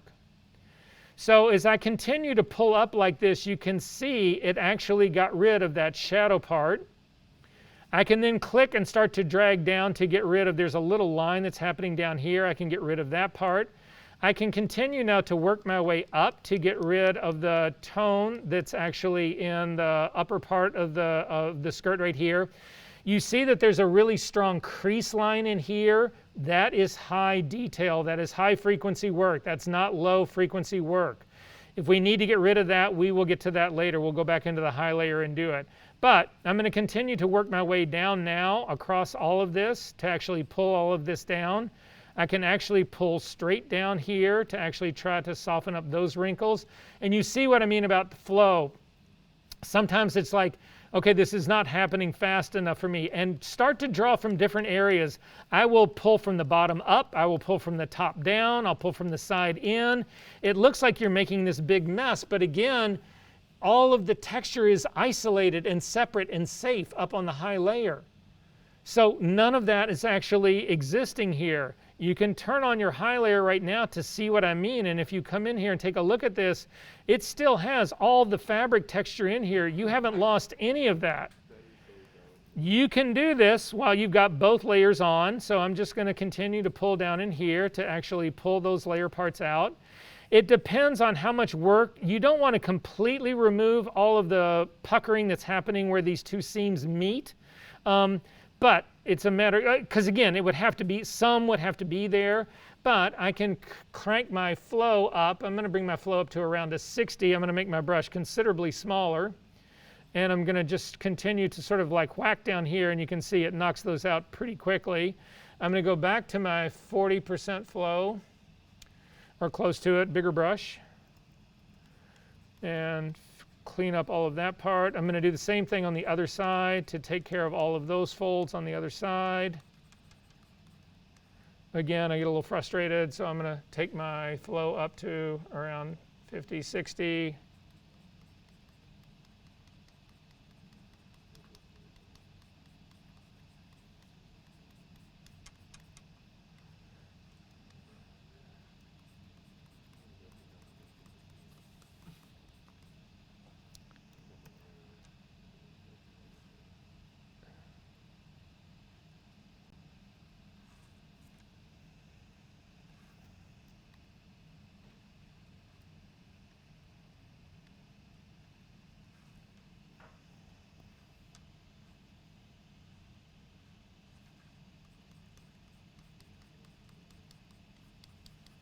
There's another thing that you can do here while we're here. I'm having trouble with this little bit of tone that's right in here. Some of this part is not smoothing out as much as I would like it to do. So again, go straight back to your regular brush. So I'm going to go to the regular brush tool. Make sure that it's completely soft brush. Mine is. Normal blending mode, 100% opacity. And again, that 3% flow. Make my brush a little bit larger. And I'm just going to sample a color that's on the side here and paint across the areas that I need to actually get lightened. And again, resample a lot. Don't stick with just one color.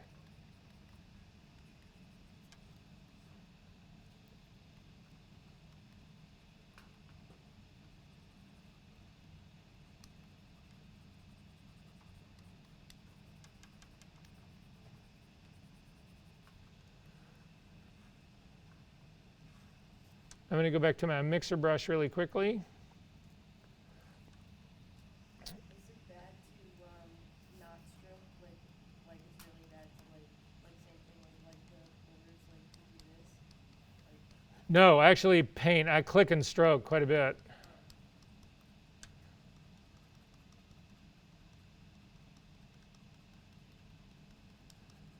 And then you remember we were talking about areas in here where we were having trouble with the texture in here. I'm going to go back to my high frequency layer. And if you hold down the Option key and click on it, you can actually spot that line that's going right across here, the texture line. It's sitting right here. So again, when we're working with the high, in our texture layer, whatever, you want to be working with the clone stamp tool that's relatively hard. So 80% for my clone stamp tool. And I'm going to simply sample color in here. It gets to be really hard to actually see this, so I'm going to turn on my low layer so that I can actually spot it. It's this crease line right here I want to get rid of. So I'm simply going to sample that out and take it out. And take it out in the other direction as well. So this is what we've got. And then just turn your frequency, turn your background copy layer on. And turn your frequency layer on and off. Look at this. Are you fucking kidding me? How long would that take you to actually do, if you could? It's so good it broke my computer. It's so good it broke your computer. You've got the newest, most high tech. I tried to sample. You've got the fighter jet of computers here. I tried to sample the tan color and it's just Yeah. Anyway, did this work for the rest of you? I know what you mean. Right. Game changer, guys. Absolute game changer. This is my go-to for retouching, to be perfectly honest with you. Again, if I'm doing massive, it's only a beauty shot, really super tight, skin only, whatever, I will do a lot of this work before I actually go to tonal work. I'll do tonal work to trick it out at the end. But yeah, all that tonal work that you guys just did, you didn't have to do. No, isn't that the meanest thing I could possibly say? I know. No, it's important that you did it. It's important to learn that skill set, so now you can forget it. Yes. Is it possible to create your own wrinkles? Oh yeah, to bring stuff back in?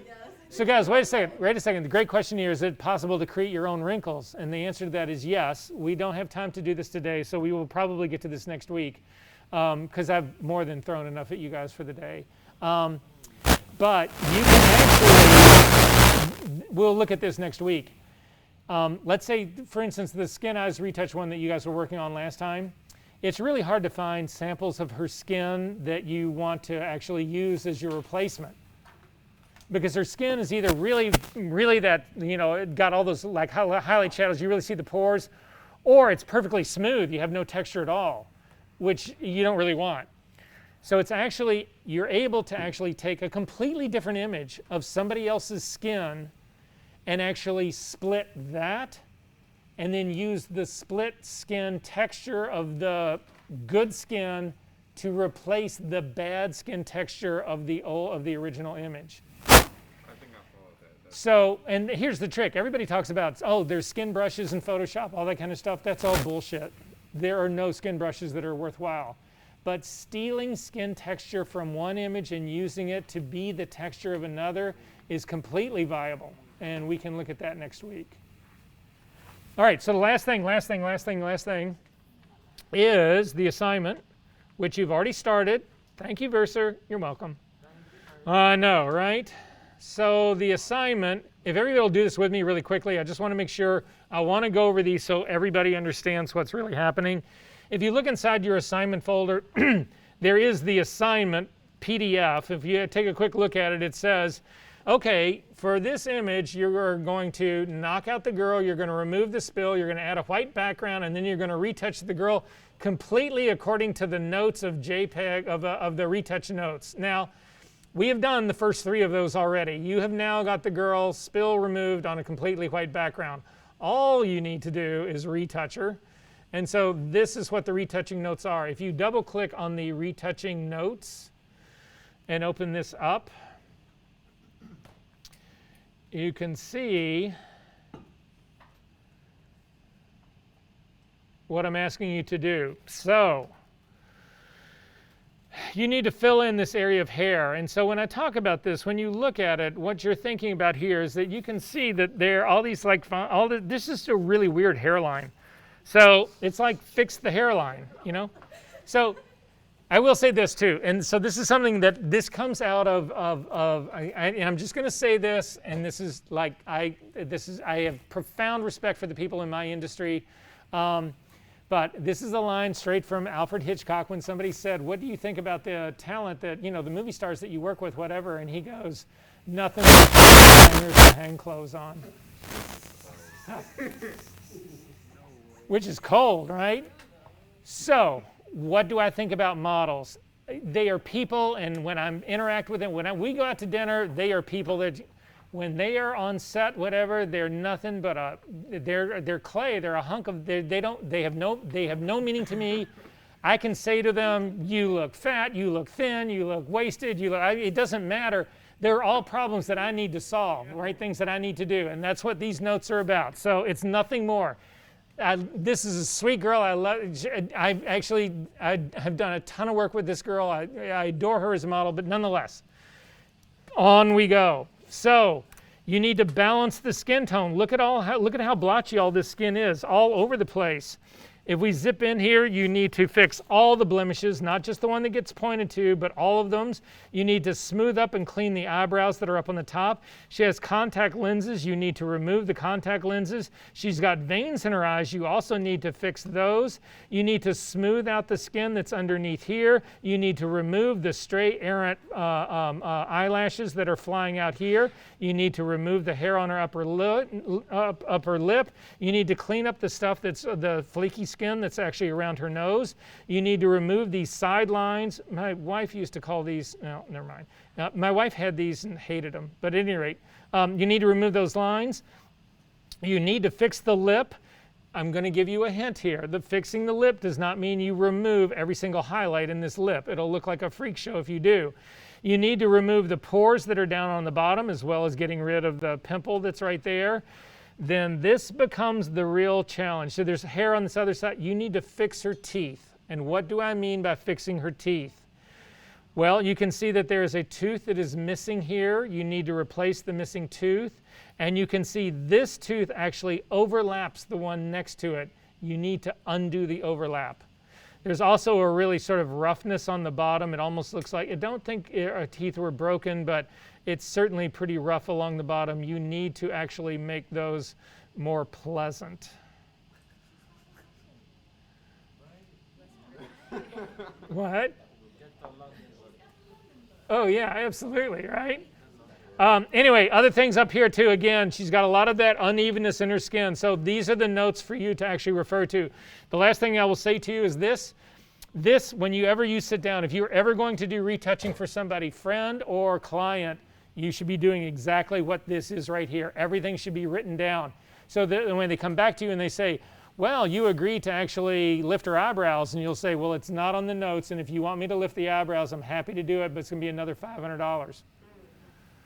So you want this all in writing, and this is the best way to do it. I'll see you guys next week.